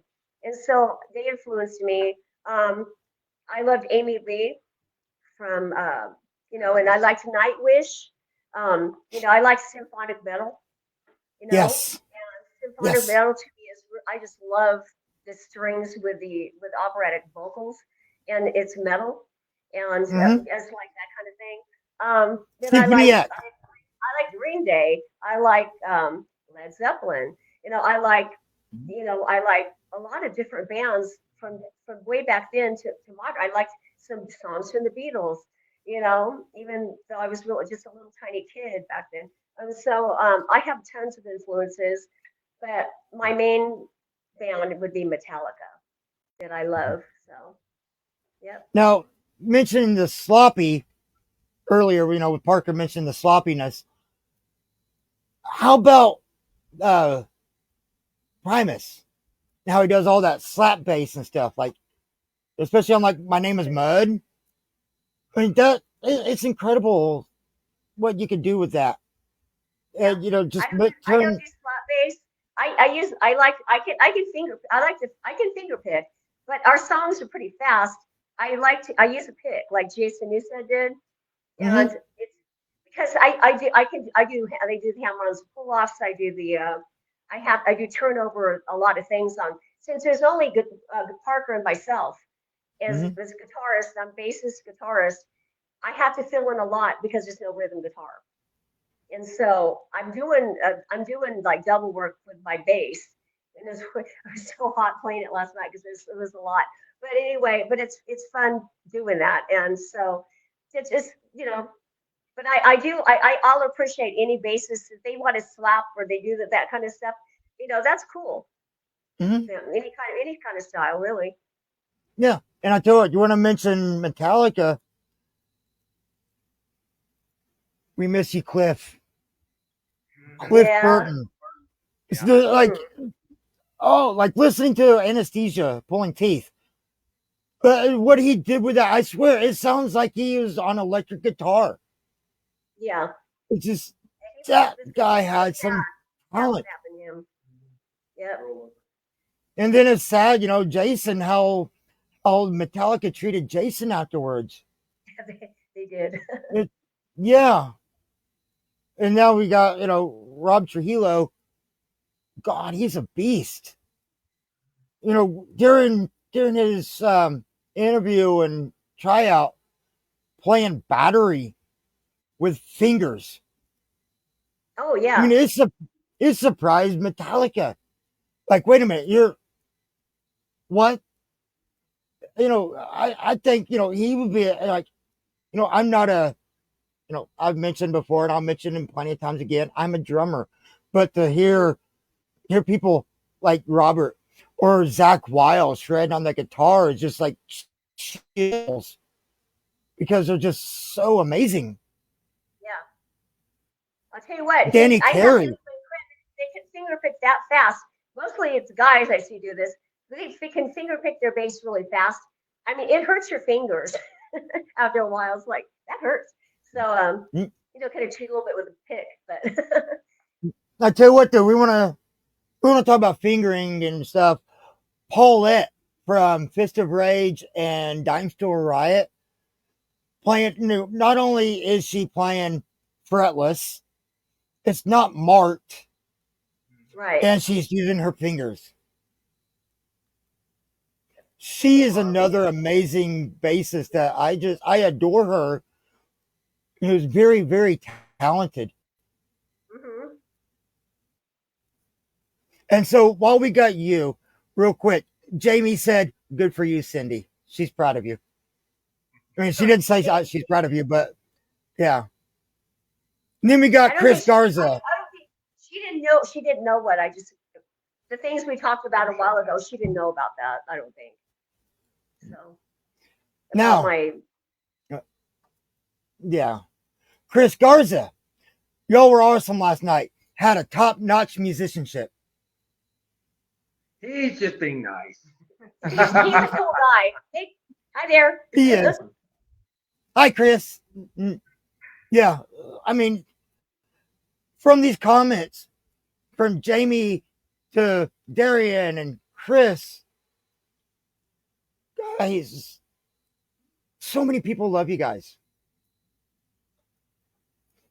Before we get to Dawn, I really hope this little interview right here can just boost you all so far. We're gonna blow up after this Because, I interview, mean, Aussie, you know that. I hope so. You're gonna take. I hope so. That is my full intentions with this. That is my full intentions. That would be nice. Yeah. Happen, but Yeah, We have yeah. long coats. So- Take everybody with Just don't forget me when you make it big. us. So to continue on, Don, who are your influences? Both your personal life influences and as a musician. For like, you play guitar, you play drums. I can answer that. When Briegade wins our first Grammy, I'm going to thank Jesus Christ first for getting us there. Musically speaking, I listen to every genre out there. I'll listen to country, rap, punk, pop, R&B, metal. And it makes Cindy so mad that why do you listen to that country stuff for? I'm listening to Taylor Swift. It just angers her. I don't like Taylor This Swift. is the way I think about this. If you've got a #1 hit out there, you've done something right. I'll listen to you. I don't care if it's R&B, rap, metal, screamo. Granted, I want to learn from you. Taylor Swift is very famous, but I just don't like that genre. I don't like I know, pop. but that I chase success. If you've got a #1 hit out there, okay, you're rich, you're touring. I want to know how you did it and what's the formula and how can I grab that brass ring. That's the way I think. Now, when it comes to songwriting, Okay. I have to turn the radio off because I'll be influenced by something I want to steal or copy. So I have to stop listening to music altogether when I start writing songs so I don't copy somebody. I like that. I heard an interview. He blocks it all out. I heard an interview He from does. Paul McCartney today, the current Paul McCartney, and he said the Beatles wrote songs that sounded different all the time. They didn't want to write a song that the next 3 songs all sounded alike. They wanted to write songs that were individually sounding different, and that's our goal to try to write. It's a shotgun approach, There's a lot of bands out there. Their first album is great, and then their second album sounds like their first album. They start sounding all the same. Yeah, Linkin Park, love Linkin Park. First album, great. Second Yes. album, okay, it sounds like Linkin Park. Third album, it still sounds like Linkin Park. We're not growing here. It's like redundant. Okay, Yeah. and then what happened to Linkin Park? Yeah. It's like, and so we want to be different the whole way down. It's like our first album's going to sound different from our second album because we're so eclectic, as Cindy said, and it's a shotgun approach of songwriting. Well, like we do our rock and we do metal. We don't do screamo metal. We've got a ballad. We do like softer We've metal. got country. We've done an acoustic set at the Railhead before. Yeah. Acoustic. Nice. And we have a punk song that we do. Yeah. We did it last night. It was Wrote fun. that. But But yeah, we started off as a punk surf rock band in California, and it evolved into what we're doing now. right on. So Now, when it comes to metal, metal isn't just screamo. There's a lot of people who associate metal with, oh, it's just screamo. I can't understand the lyrics. And then there's other ones that they have this misconception that it's all about sacrificing goats. It's not. I promise. But yeah, there's so many different subgenres of metal that you can play country metal. It's just like I've heard country rap and country rock, and then Don, I want to. If I had to put us into a genre, we kind of sound, but we don't. We kind of sound like almost like 80s metal and Mhm. 80s rock, but not. And I can't even explain that. Our label guy Nicky out there in Arkansas said the same. He was like, a song that sounds kind of like 80s metal, but it's not. But because it sounds like us, it doesn't Mhm. sound like those bands. So it's hard to really pinpoint it, the genre exactly of the kind of metal it is. You are your own genre. Hey, Ozzy, I'm going to say it up front. I love Nickelback. I'm sorry, I'm the only He one in does. the whole I universe don't that like likes Nickelback.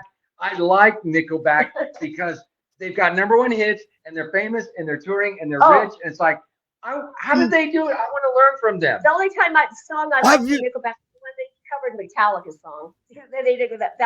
I don't like Nickelback.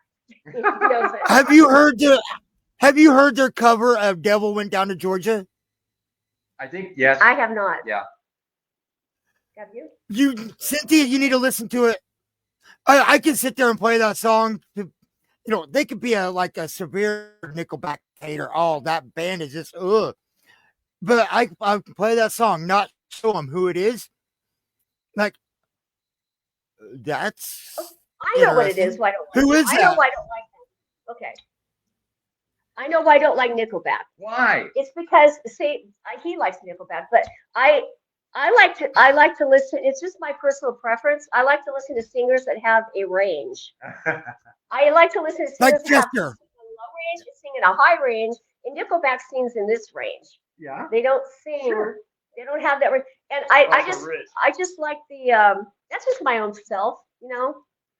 Mm. Not that it's Oh, bad. Right? Pearl Jam. Yeah. Oh boy, for Pearl Jam, he has a amazing range. Yeah. Before I forget, Don, you mentioned, that, you listen to all sorts of music and even rap and hip hop, but, you're talking about, finding those bands that are successful. And it's like, how did you do it? Well, I'm going to bring up one artist.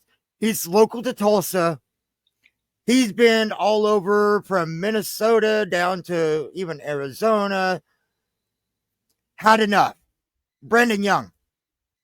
Amazing, amazing hip hop rap. But very, very successful. The only hip hop guy I know here is Freitas. Freitas. He's the only hip hop guy I know in Oklahoma. We're gonna talk about that off the live stream, so we'll get there. But yeah, check out Had Enough. You can find him on all the streaming platforms. Okay. I will get that. He's an amazing person. In fact, I had him interviewed. He's like the second or third person I interviewed while starting this. He's an amazing artist and he's geared for success. He's one that if you reach out to him and ask for advice, he's going to give you that advice and it's not going to be bad advice. He's not going to lead you down the wrong path. Cool. He's had people that will come back to him and say, "Thank you for that advice you've given me." Cindy and I watch a lot of music documentaries, band documentaries, singer documentaries. We want to learn how they made it. Well, here's the problem. What was the break? It's different, but it's different back in the way they made it in the 80s and 90s and the way they make it now. But the problem with it's a double-edged sword too, because when you nowadays, and when everybody puts all their stuff online and for almost for free, and puts all of their stuff, I mean, in full shows online, who's going to want to come to your show and watch you? If they can get it live stream online, you're not going to get anybody coming to your shows. You're not. I've talked to Vicky about it before. He said the same thing at our label. He goes, it's a problem right now, and it's because he goes pretty much. If you can have a big following on the internet, but that doesn't mean they're going to come to your shows. Correct. And if that's the problem, you need people coming to your shows. If you're going to let them hear all your songs and just let them see all your stuff online, they're not going to come to your shows where they can just sit in their house and watch it. Sure. Matt Rife has said the exact same thing of why he only posts the videos that he's doing the crowd work because it's different every night. It's not his written material. It's that written material that he saves to, hey, come see me live if you want to see what I perform. Yeah, you can't post every single thing that you have online. Yeah. No, there'll be no incentive to come to watch your live show. We thought a year ago we Yeah. needed to live stream our shows. Yeah, And you then, can't do it. and You're then not gonna do we it. heard so much advice coming from the internet, so it must be true. And they said, don't live stream, stop live streaming. Well, I mean, our label told us that. He said, don't put everything on the internet. He goes, if you want to build an audience, clips. he goes, the social media clicks don't matter if no one's coming to your shows. Yeah. You know. That's where the shorts come in handy. Not like what Parker's wearing, but the things on TikTok or something like that. Yeah, not a whole thing. Shorts on YouTube. Short.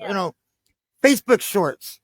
Just those little clips. And then like what I did for my February show, I took video clips from the different artists and kind of made one big promotional video to promote that artist.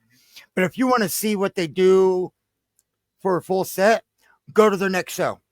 Yeah, like we'll post a song out, but we won't post a whole entire show. We'll post a little clip of the show or like a solo or ending of a song, the outro. Mhm. But we're not going to post any more live stream stuff because it's counterproductive to people coming to your shows. Mm-hmm. Only way you can get around that is if you change that show up every single time.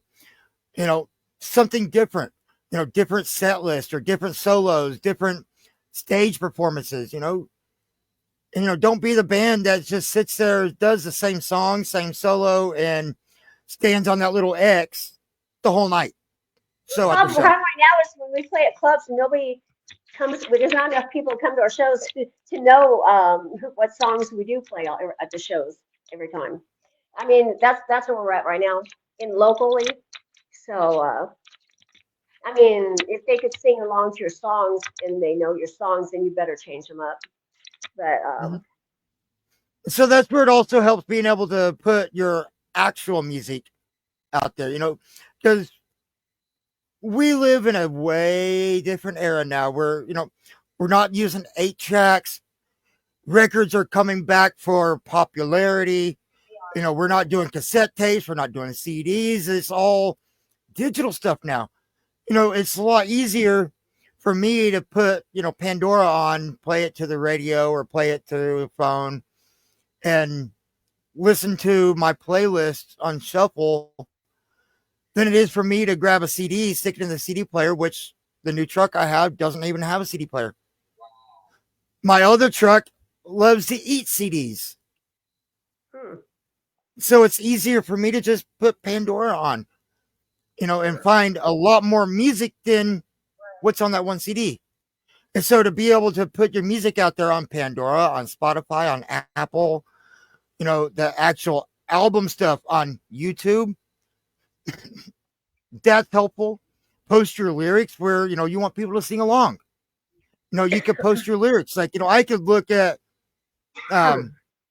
lyrics.com. Pandora has lyrics a lot of times, but I can look at Pandora or lyrics.com and be able to pull up the lyrics and see what they're singing. That way I'm not singing it wrong. And then when it comes to the shows, I can sing along with it. But to post the videos of the live performances, and that's definitely a whole different animal. Right. And also, bands used to strive to be on a record label. Well, we're on a little label. It's called Rock Management and Entertainment, and it's in Arkansas. But he's a small little label, just him and his wife. Now it's just him. Little labels or even large labels really don't run the same way they used to back in the day. They used to give you big labels will give you an advance, and then you go off on tour and you do all these things and you have to pay them back for all your shows. And so, but a lot of times it just doesn't work out that way in a large label. They don't do a lot for the bands a lot anymore like they used to. It's things have all totally changed in the music industry since the 80s and 90s. Yep. And I saw one on a YouTube YouTube deal where this guy is talking about the big record labels and these internet stars, that these record labels are looking for the ones that basically self-made. They're hitting hundreds and thousands of followers, 1 million followers, and okay, well, you've made it big. Now we're going to take you in. Instead of, like you said, hey, we have the spot. Come join our label. We'll help you get big. Yeah, and on top, well, if they do that for you, then they also take 60 or 60, what is it, to 70% of your earnings off the top. So they glean a whole lot of money off of you. So you better be a really big band if you're going to get signed like that. Our label doesn't take anything from us. They do want what, 30% if they book us somewhere, but that hasn't. Basically, I've been booking myself this whole time. I do it all myself. I book all the shows we play at, all the festivals we play at, and everything. If we want to go record at his place, he'll do that for us for a really good fee. But basically, we do all the legwork for what we're doing. That's why I said we need some help, because like sponsors and things, because we need. I'm the one that's booking all the shows, and sometimes it gets very overwhelming trying to get people all lined up and then watching bands cancel and then having to get some shows back. And then the club people say, if you want a show, you have to bring 2 other bands, at least 1 or 2 other bands to play. And that's kind of hard to do sometimes. Yeah. And so, Ozzy, out of all the bands, but we're afraid to ask. yeah, what? that's just anything. What else do you want to know about Brigade, but we're afraid to ask? I was just gonna say real quick that I feel what you're talking about. And like I have, what seems like 1,000,001 bands, including this wonderful band Briegade that wants me to book them. So as I'm sitting there trying to book these shows, it's like, I want like 4 or 5 bands. Which one of these do I pick? And then I have this one, that I'm going to talk to you about afterwards. That, it was just presented to me just a couple weeks ago while I was off on some vacation, hanging out with some friends for a while. Still working. Joys of owning your own business, right? I was presented with the opportunity. Hey, find some bands. We're going to get this rolling. And so, being the day that it is, I can't say much about it on air yet, but being the day that it is, in short notice, there's so many bands. It's like, oh, we love to, but like there's one of them. I don't remember which band it was, but it's like, this, our drummer or whatever has this prior engagement, and then this one has this prior engagement, and it's like, well, darn. And it's like, oh, we've got something going on this day already, and A lot of bands won't book with people like you or anybody else unless they get paid. They want to be paid to play. In my opinion, being paid to me doesn't mean anything. No. We just want exposure. then I like that. But I guarantee you come play at one of my shows, I'm going to do everything I can to make sure that you get paid. Don't guarantee that. I'm going to do everything I can. Because it's not fair if nobody comes into the venue to support the bands or support you. It's not fair to give us money if you're not making anything. Right. That's my opinion. Yeah. My thing was, it's like the pay to play thing at the club. I'd rather help out the club and buy their tickets and play the show and get exposure than say, hey, you owe me money or I'm not playing at your club. I want my $10. I want my money. I'm just not going to do that. I'm not. The best I can offer is $5. The best I can offer you, Don, is $5. Sorry. Yeah. We're just grateful to play. We're grateful that anybody lets us play, and we can play to people that like our stuff. And I don't care about the money. I really don't. And because one of these days, if we made it as a band, we would make money. Yeah. And so it would be down the road, and that's a goal we have. And so, we just see as again, like paying our dues and helping out the people that are putting the show together. We understand the business side of it. Yeah, because you guys have to make money before the bands can make money, in my opinion. Yeah, it's all about that damn money. I It mean, is. It's all about the I money in every business that you in life. In everything in life is about money. Everything. If you know, big business is like runs that way. yeah, But and I tell you going what, down I to the felt bad. I felt bad for those bands that I had booked back in February. That I'm sitting there like, I'm gonna do everything I can to get you guys paid, but by the end of the day, right. paying this bill and paying this bill and this and where that. It's hard for you, and it's hard for club people. And I mm, get it. I get where they're coming from. Yeah, and it You hurt, know. especially the ones that's like, oh, we want the exposure. We want the exposure. We're not worried about the money. It's like, I know you're not worried about the money, but I am because that's your gear, your travel time, your talents. You deserve to get paid. You shouldn't have to pay for your own gas and tolls and food and all that to go work and not get paid for it. We appreciate that, Ozzy, but we understand where you're coming from. But as our band, we don't ever require that. It's like if we don't get we've got so much money that we put out and so very little money that's come in. That's just the nature of the beast at our stage of the game. If And we make paying the dues. $100 at a show is not going to pay the bills. It's not. No. But look, if you guys don't make money, there is no shows. If Yeah. the booking people don't make the money or the club people don't, look, it costs a lot of money to buy alcohol in clubs. If they don't make their revenue, they can close their business down, Yeah. and we've seen that happen.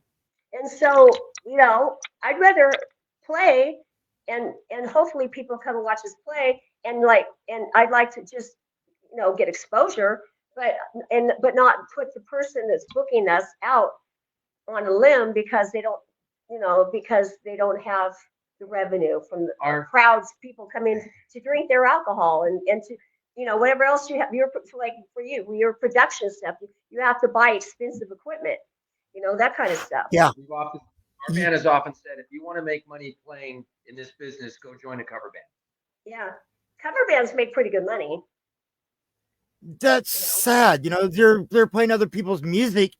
Yeah. Instead of playing their own, going to the same bars, We weekend have a after friend in weekend. California that does that. His name's Anthony. Anthony plays he's a cover. He plays covers at weddings. He plays covers at bars, and he does his own solo flamenco music and by himself. And he pays his rent on his rental house $3,000 a month just on music. He plays that, and he's also a music instructor at a junior college. He's professional. So he's a professional musician because he's getting paid to do it. But he's able to pay his bills doing that.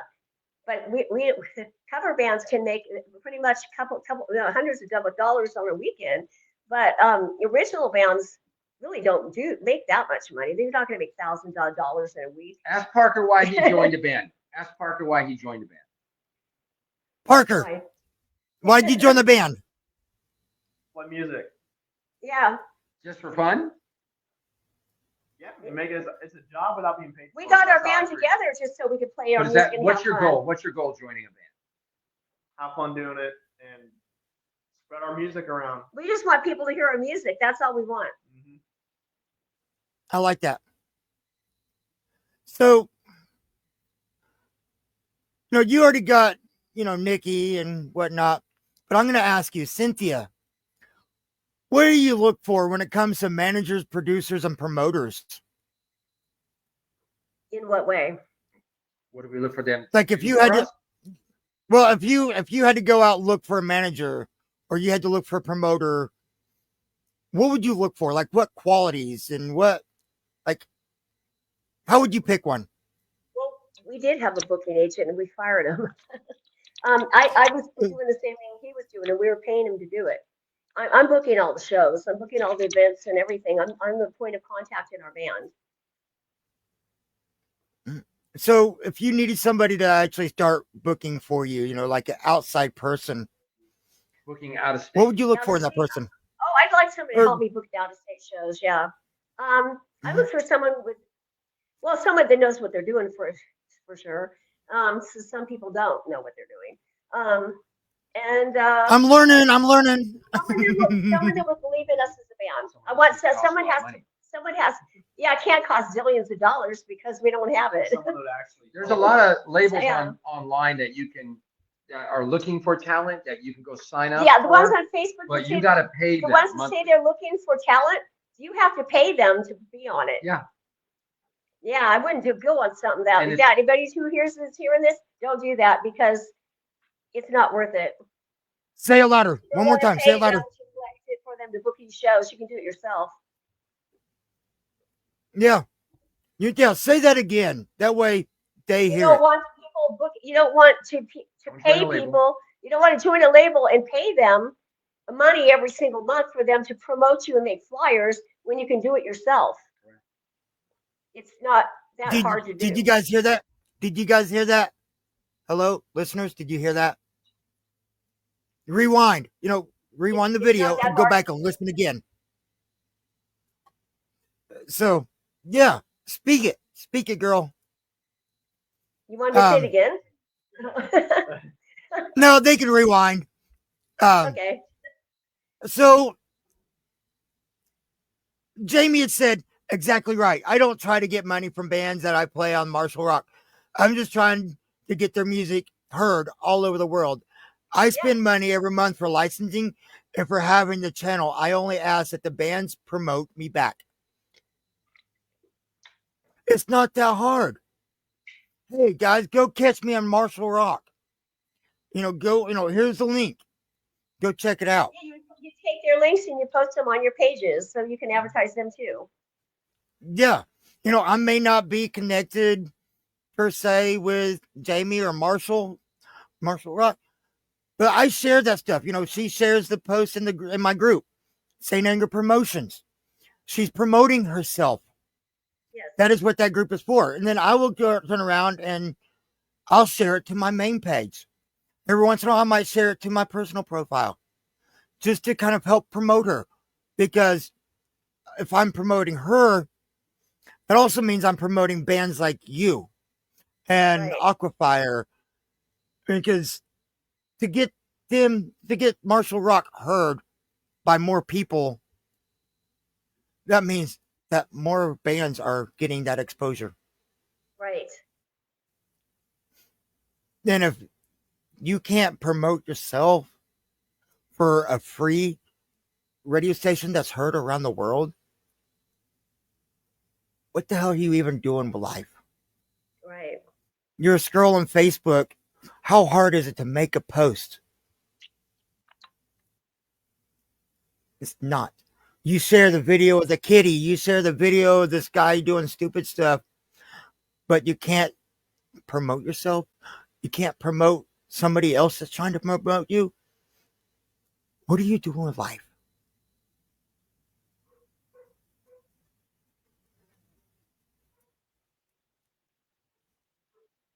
That's Kind of true. deep. I know. Kind of deep.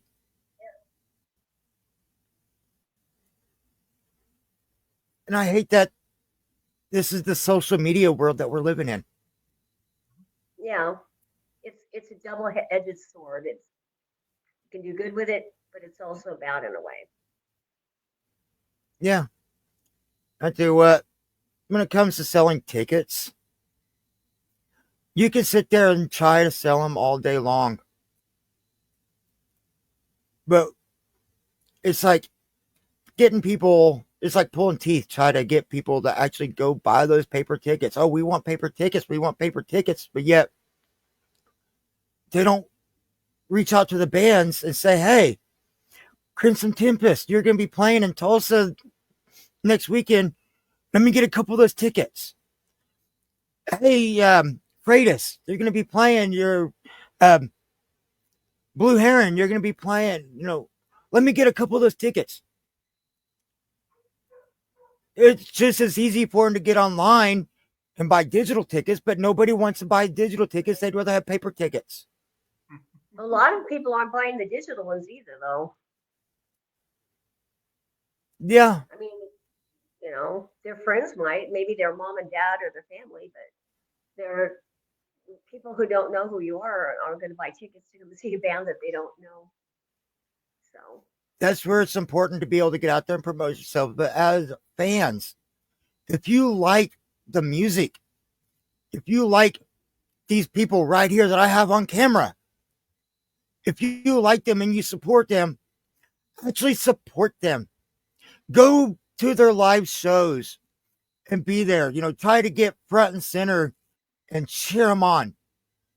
If you like these people, buy their merch because that merch, the profits, help them. They've already paid for the shirts and koozies and hats and this and that. God, I'm starting to sound like Dr. Seuss, merch is but it's the expensive. truth. It is. And if you have it at a show, you've already paid for it. You've got to get that money in return and try to collect a little profit so you can turn around and buy more to sell more. Mm-hmm. Buy the merch, show up to the shows, be supportive. Quit saying, oh, I support them, but never do anything about it. If you want to support them, bare minimum, share their name. If Briegade was to drop a link, and I'm just using these guys as an example because you're right here on camera. So if Briegade drops a new song or new merch store products, go to teespring.com/Briegade/ this, that. Go buy their merch. They post a new song on streaming platforms. Go listen. That way they at least get that couple pennies, maybe. Share their stuff. That one's not so hard. Like I said, you share the video of the kitties and the video of the this and that. Why can't you share your friend's band? Why can't you be there to support them?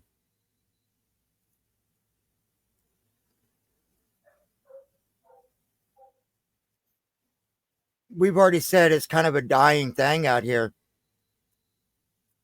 Whose fault is it? Well, supporting bands also means bands supporting at the shows and not leaving after they play. Supporting each other. They need to all support each other because you need each other, really. I mean, all the bands need each other collectively to have shows, Yeah. And when you're performing those shows, you never know who's watching. Like last month, I went to the Ritz there in Shawnee to support some of my friends. Like Neanderthal Jones was playing, and I was actually there networking. You never know who's going to be watching your shows. And if I see Briegade show up last minute, take the stage, sound check, play, pack up and leave, that's going to put a bad taste in my mouth. And then as just a fan, I want to see the band sticking around and supporting each other. It's like, okay, this is cool. They're sticking around. I'm going to stick around.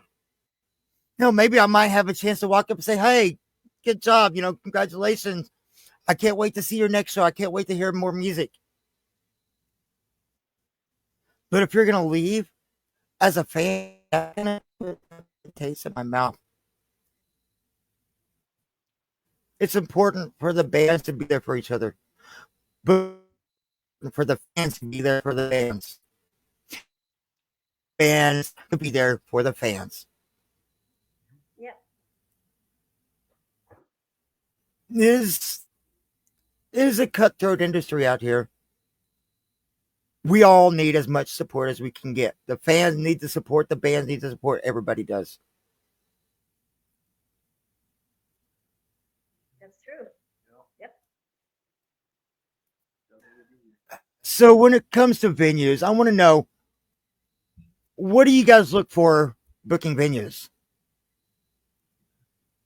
We'll book. any venue, any venue at all. It doesn't matter. No. We played where there's no stage at all. We played like in a Mhm. corner. We played on really big stages. Um, and all those in between. Anybody that Mhm. will book us, Yeah. we'll play. Yeah. That's what we look for. We're game to do anything. We'll always bring our best show, Yeah. no matter where we play. I've told the band, So, I don't care if it's a small little place, it's a little dive with only 10 chairs in that place. It's so small. I said, you bring your A Mhm. plus game to the show every single time. I don't want to see a C game or a B game. I want to see an A plus game. So we've been working on the stage Mhm. presences. Even if it's a small venue, we're moving on stage, moving, not just playing and Good. standing and singing. We're moving around. It took a while to learn how to do that because it's hard to do that. But we're working on it. We've got our wireless. Wireless helps. And so now we just we do everything on the stage. So yeah, and it's more fun that way too. And you got to entertain. I've told her you got to entertain the audience. Your goal is not just to be you can be technically perfect.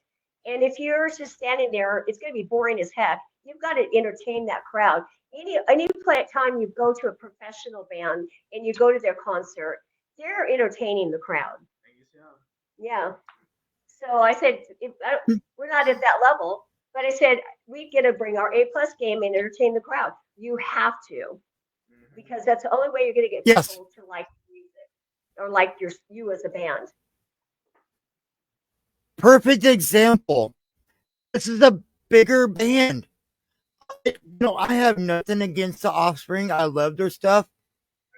But to watch in 2017 at Rocklahoma, they really didn't do much moving around. I think they felt really rushed at that because of a delay. That was the day Bird flew into the transformer, and Rocklahoma lost electric for a while. They didn't cancel bands, but they had to push them back. And then I guess the Jackal went a little bit over, and then that created some tension with, I think, Seether. Then after that, on the main stage was the Offspring to close out for the night. Like I said, it felt like they just rushed through it and standing in one spot. They were standing right on that X, playing the show. And it's like, what are you doing? I don't want to watch you just play guitar and play drums and stand in a microphone. When we were in California, we went to Green Day concert, and they know how to entertain. They get the audience participation, and I thought that was cool because that's how every band should be. They know how to they do it right. Even Metallica did it. We went to the Los Angeles Coliseum, and Kirk came over and took Lars's drumstick and started playing his guitar with it. It was like, wow, that's cool. They were entertaining the crowd. You have to do stuff that's sometimes funny, sometimes you entertain. You have to. It's not just performance. You have to. It's not just perfect performance. You have to put on a show. Putting on a show is entertaining the crowd. But it took us a lot of years. Yes. It did. It took us a long years to do it because it was hard. And she has to get past that thinking that you look like a dork walking across the stage doing certain things and just do it. There's a lot of times I got in front of a mirror and with my guitar, I said, does this look dumb? Does that look dumb? Like if I walk the way I'm walking, does that look stupid? And I watched how other people did it on music videos, like professional bands like Motley Crue and other people. And I just said, this is, they're all doing the same thing. They're moving around. I like Poison back then. They were entertainers. You don't want to do choreography like they used to all together, all that kind of stuff. But you do your own little thing, own your own little entertaining audience kind of thing. One that I'll always remember, Metallica, Be Okay, 2019. I was on the rail for that whole show. And at one point, I don't remember what song it was, but at one point, Rob and Kirk both took off running around the entire stage. Yeah. And as they were coming back up on stage, James was standing over by the staircase and went out and acted like he was actually going to trip Rob as he was running up the stage. No, he did not trip him. It was just the act of doing it. And Yeah. it was They like, were acting. what in the world was that? You know, but it was cool to watch. I've never seen a band actually like try to, I've seen it also, when I'm watching, they swap instruments and they just play a song where they're all playing with their,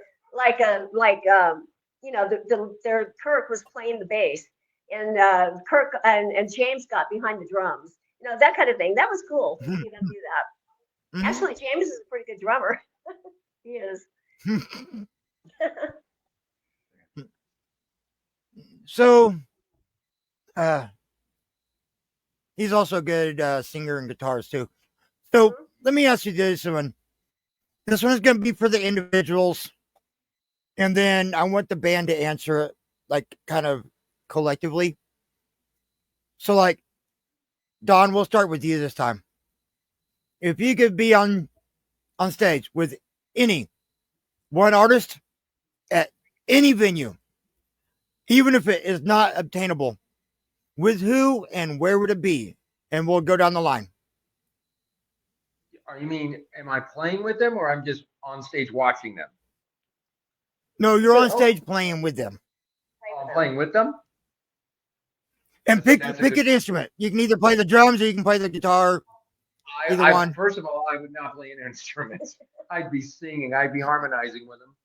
Who would it be? I mean, I love Michael Jackson. He's dead now, though. Well, dead or alive, anybody. Oh, anybody else? I would probably say Michael not Jackson. obtainable. Yeah. And Michael Jackson. We're at. Doesn't matter. Pick a big. He's going to sell out an arena somewhere, anywhere. It wouldn't matter if it's in the U.S. or anywhere. Nice. I don't remember who it was. But somebody popped off a while back ago. The same place where Metallica played that's had jam-packed 1 million people in it. Moscow. They mentioned that Moscow, one. I had Yeah. 1 million people out there. Yeah. Oh my gosh. Man, could you imagine playing someplace like that or Woodstock with Michael Jackson? That'd be insane. I think that's the biggest crowd that anybody's ever played to. Was so. when Metallica played in Moscow. It was over 1.5 million people there. Who would it be for you, Cindy? That's a lot. I have two. I would love to open for Metallica. I like to play bass for Metallica or back then Dio. Metallica or Dio. Either one would be cool. Do it. Having the honor to play bass alongside Rob. But I've always had this little That'd be an honor. I've always had this little secret thing that I want to open up for Metallica. He's always said that. Been my goal. Even before I ever played bass guitar, I said I would love to play with Metallica one of these days. And we need to hurry up and do that. We need to hurry up and do that before they get too old and retire. I don't know. We're gonna hurry. They're like the Stones. You're gonna die on stage. No, because the Stones are like No. going and they're in their 80s. It's like, gosh dang it, he's still like moving around up there. It's a crazy. Parker, who would you say? Yeah. I'll probably say Van Halen at the Red Rock Amphitheater. Would that be with David Lee Roth? Oh, yeah, which Van Halen? Van Hagar or Van Halen? I'm doing David. David? Okay. I'm doing David Lee Roth. Okay. He was more Or of a would you showman do than both? Would you Yeah, do both at the Or, same time. I mean, you could. Both of them. David Lee Roth was a better showman than Sammy Hagar. He was. But they're both talented. Yeah, Mhm. both talented. They're both great musicians. Yeah. So I'll step in and say both of them. Both of them on stage with Parker at the same time. Wouldn't be as good as Van Halen. Yeah, but I that'd mean- be fun. Eddie Van Halen. was And just for the a- opener, with special guest Parker, Jimi Hendrix. Oh yeah, heck yeah. Jimi Hendrix at Woodstock in '69. And it'd be cool to play Greenway or Stevie Malmsteen. Vai. Stevie Yeah, Vai. or Stevie Ray Yeah. Vaughan, or take even. But now, oh yeah, Oh, he's What's good. his name? Randy Gosh, Rhoads. Randy Rhoads was so Yeah. good. Yeah. yes. Rest in peace, Randy. So I haven't done this one yet. I haven't done this one yet, so I'll do this with you guys. Um, it's kind of a hot topic to some, but especially like with Parker being the guitarist and some of your influences. When it comes to the Pantera reunion, what is your feelings about that and having Zach Wild as their guitarist? So, Both the feelings and the reunion and having Zach. So I like Zach Wild. I think he's a great guitar player. He plays very specifically. I know he plays really heavy gauge strings, and he's like cut his eye open or something while he's playing. So I think he's a really good guitarist. The reunion, I've heard online mixed reviews about it. People say it's practically a cover band, because I think the only original member is like the singer of Pantera or something. Um, I'm all for it. I think if you can keep the music alive, whether that's with the original guitarist or not, then by all means do it. I know I've heard Zach say that he doesn't try and play like Dimebag. He tries to play his own way while still keeping the soul of the music and stuff alive, which I think is awesome because it's Zach Wild is such a specific player, so he puts his own like twist on it while still playing it. And obviously in videos you see tons and tons of fans coming to see him play, whether that's to see Zach play or hear the singer of Pantera or just to go and hear Pantera's music live. Even though it's not the original members, it's still a much bigger experience than just listening to them on the phone. So I think it's awesome that they're so for as long as they can, and I know that Dime would want them to do that and not to just quit. So I think it's awesome. And if you sit there and listen to Zach and Dime play, they're already very similar. They sound a lot alike. At least that's my opinion. It's like the singer of Journey. He almost sounds like Steve Perry. Yeah, he does. Close. I think Zach. There's another good, I think Zach is close enough. Like he's obviously they're different, but they're close at the same time. I think he's close enough, but different enough to where it's it's Zach playing it, and you wouldn't think it's Dime playing. Zach is a great guitarist. Yes. So if Zach wouldn't have been available, if he would have said no, what other guitarist do you think could fill Dime's shoes? Or is there one? I would say there's never going to be one that gets to his level, his reputation, obviously. But I would say in terms of like performance, technique wise, probably my first guess coming to my head right now is probably the guitarist from Avenged Sevenfold. Can't think of his name right now. It just slipped my head. But Sinister Gates? Yeah, Sinister Gates. I'd say he could definitely bring a good show, especially, he's probably one of the best technical players alive. So I would say definitely he could. He might not have the same like stage presence as a Dime or Zach Wild, but I definitely think he could at least 100% play their songs and definitely bring what's the right word? Not glory, but bring the song. Just keep them alive. Just bring the right vibe to the song. Just kind of keep them alive and maintain that song. So that is actually a very valid choice. I honestly wouldn't have thought of him. Like I've looked at it as, again, personal opinion. I've looked at it as like there really isn't much of another choice. Like Zach is so fitting, but then like you bring up Sinister Gates, it's like you're not wrong. Yeah, you can see it happening. Yeah. So I've skipped around a little bit. They haven't really been asking questions on these guys. Why are you not asking the bands questions? Like, do you not want to get to know them? You're like, how? Anyways, so we're gonna skip the viewer and fan questions unless somebody pops in at the last moment. Anybody got questions? You'll answer them. Yeah. Exactly. We've already talked a lot that needs to be addressed, but I'll let you guys pick something that you really feel needs to be said. Like it's not said enough. Because, like Cynthia, you and I talked on the phone earlier. I can't stress this one enough that if we remain silent, it will only get worse. That's right.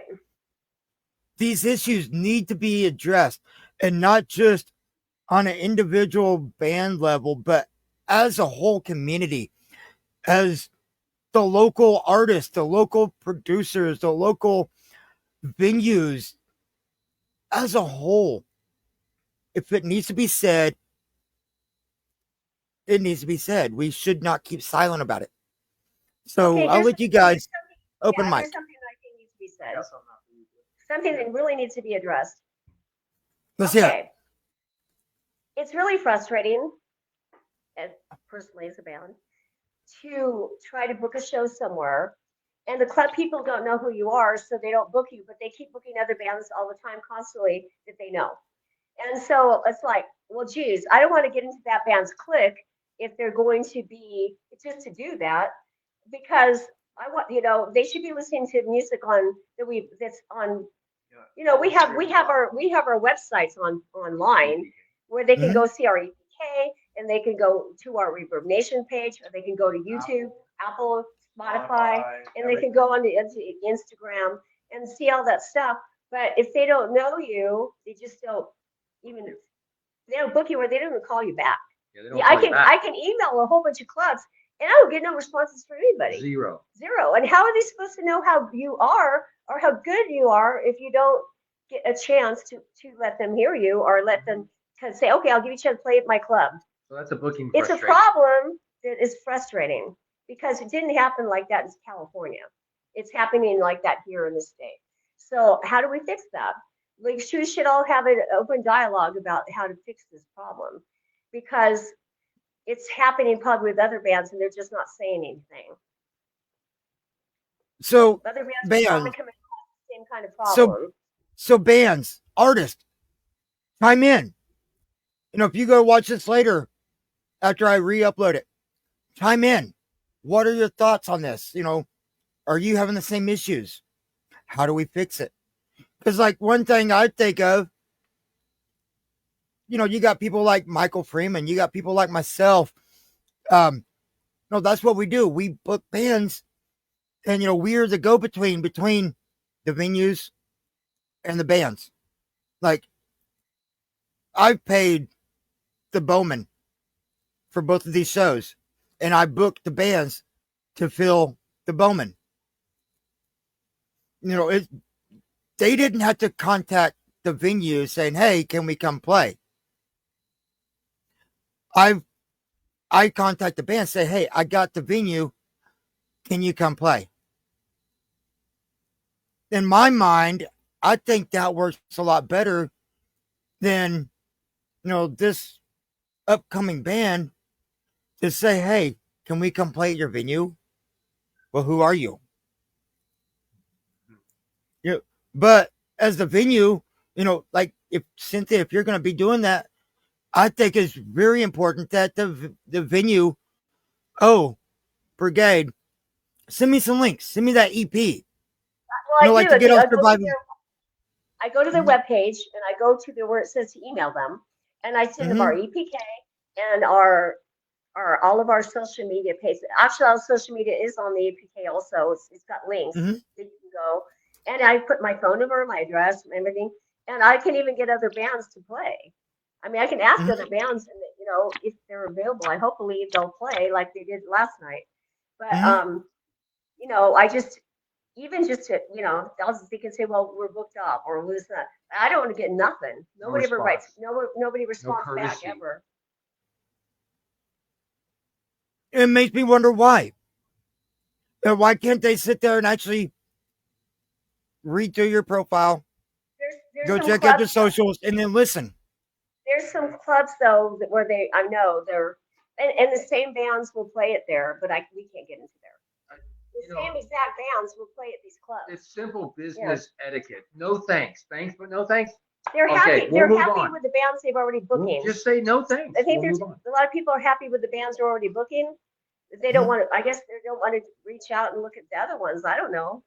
I don't know what's going on out there with that. But then it's some. No. Yeah.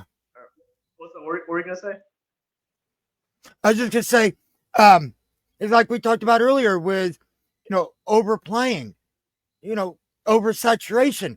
So if it's a venue that's playing the same bands all the time, at what point does that profits flip to the negative? Because it doesn't. It's counterproductive in a way, because people get tired of the same bands. The problem is that's why we're trying to reach out to other clubs to play, because all these other bands, other places are booking the same bands, but we don't want to play the same clubs every week by week either. I don't want to play Incom in this other club like every single. I want to play more than once or twice a month. I like to play every 4 times a month. I like to play more than that. I don't know, whoever wants to book us. But the thing is, there's not enough venues in the city that takes original bands, for one thing. But, and when they do, they're booking the same exact bands over and over, and we can't get in. It's like you're in a special secret society or something. I don't know, but that's how it seems like to me. I'm just voicing my frustration right now. Okay, settle down. Voice it. Fine. Voice it. Don't hold back. So if you're a venue owner and this happens to be your business practice, I get frustrated because I'm trying to do what I'm supposed to do to help get a show, and then I'm seeing, well, that band got booked again, that band got booked again, but they just don't. Maybe they don't hear our music. They just don't have it. They're not giving some bands apparently a chance. I don't know. I wish they would. Yeah. At least put you in a rotation. At least say thanks, but no thanks. Yeah. At least have the courtesy to say no. We don't want to. We have this booked up for whatever. And we'll never call back. Yeah. That's fine. Parker, what's up?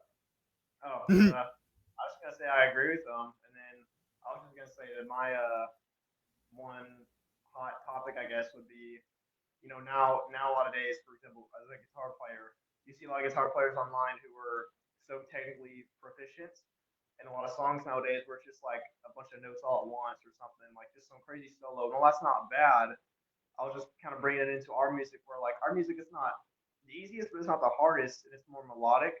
And I think it's kind of refreshing to have music that you can kind of almost hum a solo to or something, or listen to it, and it's not just everyone online's a guitar proficient person nowadays. Like if you brought Dimebag, for example, if you brought him into the future right now and dropped him down with no fame or anything, his guitar playing would be, I guess, people would consider him to be just like most people online. It's nothing special nowadays, being a crazy guitar player. So I'm just saying that I think our music is nice because it's more classic rock and stuff, and it's nothing crazy where you're not playing to be the best you can be. You're playing because it's fun and you want people to actually listen to it and having fun, which again, not dissing any other genre, but it's just more of a relaxing thing, I would say. It's just a new just something different now, just kind of going back to the old school type of music, and where not everything has to be shred fast, 100 notes per second, so to say, which again, I like that, but it's just one thing we do in our songs. When we were in San Diego, we took a songwriting seminar, and they said if you write a song, or if you play a guitar part in the song, there should at least be a hook in part of the song. All big bands on the radio have hooks in their songs, and either it's a vocal hook or it's a guitar hook, something that you could remember after the song's over. And so we started taking that to light. He did when he was writing songs. We could go, if we can't remember what we wrote about after we played it, maybe it's not something that we should scrap. And we've done scrap songs because of that. We try to put hooks on our songs that people can remember, either a guitar part, a solo guitar part, or something, some can remember from the song that you can kind of hum to, or you can kind of say, yeah, that's how that song went.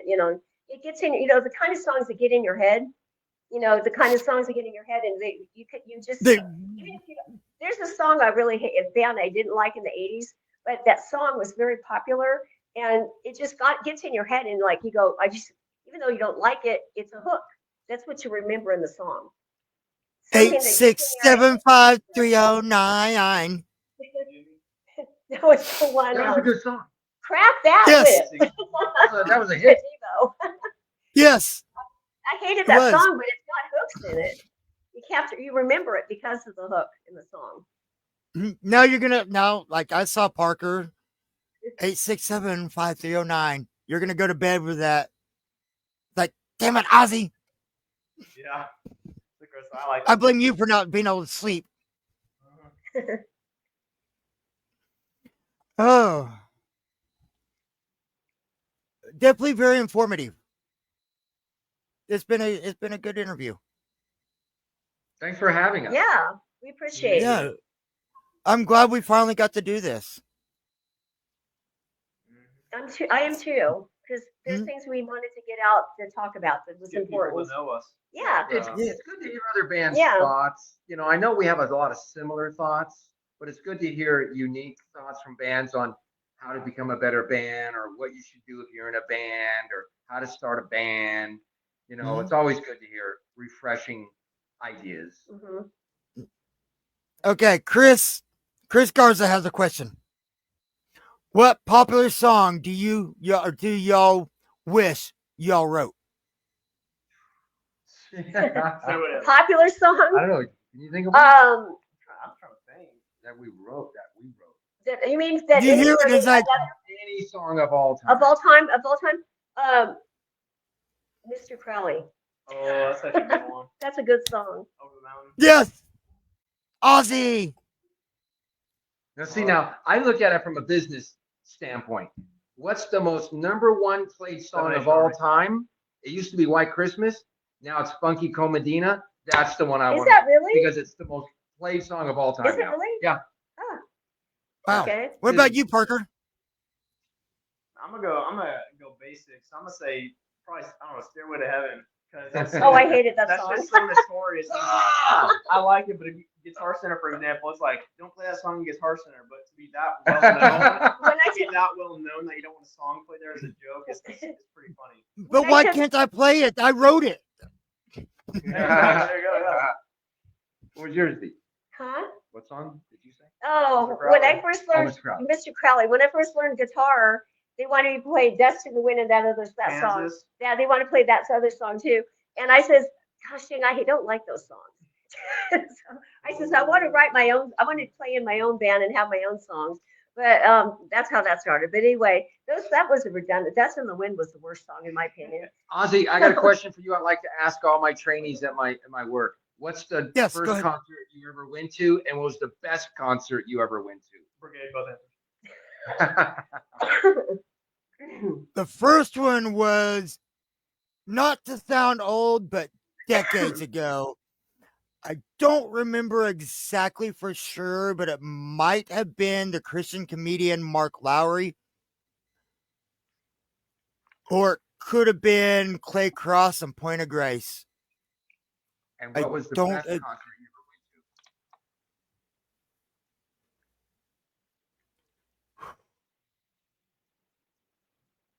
to? I'm usually not the one being put on the spot like this. Thank you. Oh.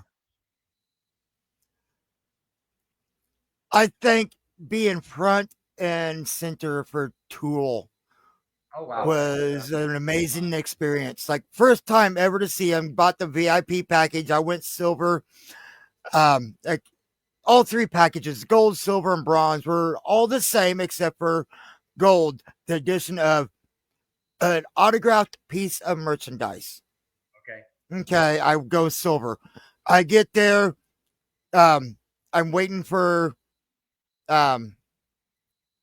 real call to open so I can go in and get my ticket.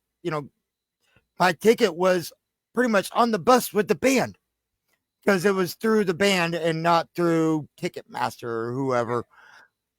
And so when I got it, the envelope had my name on it. It's my ticket. There, it wasn't just, hey, here you go, silver package, oh, gold pack. No, that ticket was intended for me. F2, section F2. Okay, so I'm thinking gold, silver, bronze. You got your stage, gold, silver, bronze, F2. So I'm middle. A14. Okay, so I'm like front row of section 2. So I'm not too bad. I get in there into the floor of the BOK Center, and it's just nothing but chairs and like no dividing. I'm like, Right. what are we doing? I start going down the row looking, and everything's like F1 and the last letter, and then all the way down to F1 row A. I'm like, there's no way. I start looking, and sure enough, it goes F1, F2, F3. You got the stage F1, F2, F2, A, and 14 was like 5 seats shy of being front and center. Our first time to ever see Tool. That was such an amazing experience. I'll tell you mine. We'll go around. Yeah, go ahead.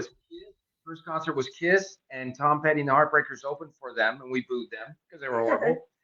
My best concert was Green Day. How about you? My first concert was Van Halen. That was a good concert. Your best concert? My best concert was, I don't know. I like Metallica better, but I think Green Day did a better concert with the crowd performance. Metallica. Parker, what do you got? I've only been at a handful of shows. I've seen the same band a few times. My first show was Greta Van Fleet. I would say probably my best concert was them because I haven't been to a whole lot of shows. So I would say them for both. Okay. Both answers. You'd say Greta Van Fleet? They're good. That's what he said. Yeah. The one that sounds like, what is it? Led Zeppelin? Yeah. Yes. So back to Cynthia, you said your first one was Van Halen. Let me ask you, who were they on tour with? Ooh, I don't remember. You went to Van Hagar. You were at Van Hagar. He was Sammy Hagar. Yeah. My friend / roommate has an amazing story. When he was a kid, one of his friends, his dad was one of the big time promoters around Tulsa. So they were constantly going into the BOK, whatever it was called at the time, and watching these bands. And so he remembers hanging out pretty much in the green room with this band that he didn't know who it was. They were just sitting there having a good time. The crowd, they were the opener. The crowd loved them a lot more than they liked the headliner. The headliner, I believe, was, I want to say, Aerosmith. It might not be. Who's the other big band that starts with an A? Like 80s bands. Not Aerosmith. No, it was 90s. Yeah, Aerosmith. Are they the ones that one time like sucked during their live performances? I couldn't say. Yeah, I don't know. I don't remember. When we went to see Metallica, Papa Roach opened for them and Linkin Park and that Fred Durst. What was his name? Limp Bizkit. Limp Bizkit. He actually got thrown off the tour at that show. He was cussing out the crowd saying, we know you effing came to see Metallica anyway. he was having a bad night. The Limp Bizkit, Fred Durst. And so they got kicked off the Metallica tour because of that. Wow. Yeah. How not to act as a professional musician 101. He did. He says, he goes, it was so funny because we were sitting there, we were watching the crowd going wild. And they were getting mad because he was starting cussing them. They started throwing food and water bottles at him. Yeah. Because I know you guys just came to effing watch Metallica and stuff. And they were, it was just bad. And so, that was not a very good. His concert wasn't very good for him, but he opened for Metallica. That was the last time he did on that tour. So, but the Papa Roach in Lincoln Park, they did a good job. That was a good. They were good openers with Metallica there. I mean, see, I love Papa Roach and Jacoby. I think if I pronounce it right, amazing person, amazing band, amazing music. But like, I cannot believe like Fred would do such a thing. Like, and here's the thing. Yeah, he came out with a bad attitude. It's just one of those days. All about break stuff. But that also goes back to you never know who's in the crowd. As I was watching this interview, I brought up this guy's name several times, Nick Dela Cruz. He will go interview the sound production team, and there's the one that he did for the audio technician for Creed, and he was talking. This person was talking about how at one of the shows, somebody was in the audience that was a big like TikTok influencer that had way more followers than the band had. And you imagine that type of person happens to catch that on camera, acting like that and saying that shit. It's going to stick with you. Yeah, people remember that. Who's going to want you to open for them? If that's how you're going to act towards one of the biggest names in rock and metal, you're going to act like that live on stage. Who else is going to want you to open for them? Or what band will want to open for them? Because if they say that about Metallica, what are they going to say for the people that are opening for them? Doing stuff like that on stage, whether you're a big band or small band, can break you in a heartbeat. Yeah, it's things that you post on your social media can break you in a heartbeat. Yeah, it's called band ethics. Yeah. So like Cynthia, Cynthia and Briegade, pretty well connected. So whatever you post on your Facebook will reflect on. Right. On my personal page, on my Cindy Braxton page, I post personal things like my dogs and my cats and the band stuff too. On my band page, I just post band stuff. Yeah. On the page on my Facebook, I post only band stuff only. Mm-hmm. So imagine though, you go and post something, very anti-political or very anti-religious or whatever. You don't want to bring in religion and politics into like music. I was a hairdresser, and I was a hairdresser in the 80s and 90s, working in hair salons. And the first thing they taught us when you go to beauty college to cut hair is don't talk about religion and politics. You can talk about their families. You can talk about what they're doing for their jobs. You can talk about other little things. Don't talk about those subjects because they were too explosive. Especially as a trainer. Yeah. Yeah, same you do. Yeah, because if you start talking about that, or let's just say, another hot one, and especially being the month of June, you start talking bad about pride and talk about the LGBT community and yada yada. How much hate would you get for that? You just don't talk about things like that. Yeah, it's like Bruno and Fight Club. You just don't, because people will see that, they will connect the dots. Right. Oh well, you believe in this like that. I'm not going to come support you. That's right. You want to stay neutral. Yeah. No matter what you say, there's always going to be a wrong answer. You want to stay neutral, with everything. Yeah. Now, like on my personal page, I have my name on there. And there's a lot of people who's known me all my life. But when it comes to work. When it comes to St. Anger Productions, I'm Ozzy. Ozzy is 100% completely neutral. I don't judge, even in my personal life, I don't judge. But being who I am as St. Anger Productions, I don't care who you are. Just be a decent person. Then that should translate into all the bands and venues and promoters, all the other promoters. Be a decent person. Be a decent band. Because what you do in your own time does reflect on the business. Do you hear our dogs back there? They're out there. My Ozzy, dogs are howling because they want to Ozzy, go we're outside. going to have to wrap this up because our dogs are howling. We got to let them out. All right. Wait, but Guys, we have to talk. yes. Wait, we have to talk to you after it's over. Yeah, after that. you talk. Yes, definitely. Okay. So, Me and Parker- ladies my and dog- gentlemen, Dawn has. Let's end it. Go ahead. it's been nearly 3 hours. It's one of my good interviews. It's lasted. Thank you. If you watched this long, thank you very much. Ladies and gentlemen, give it up for Brigade.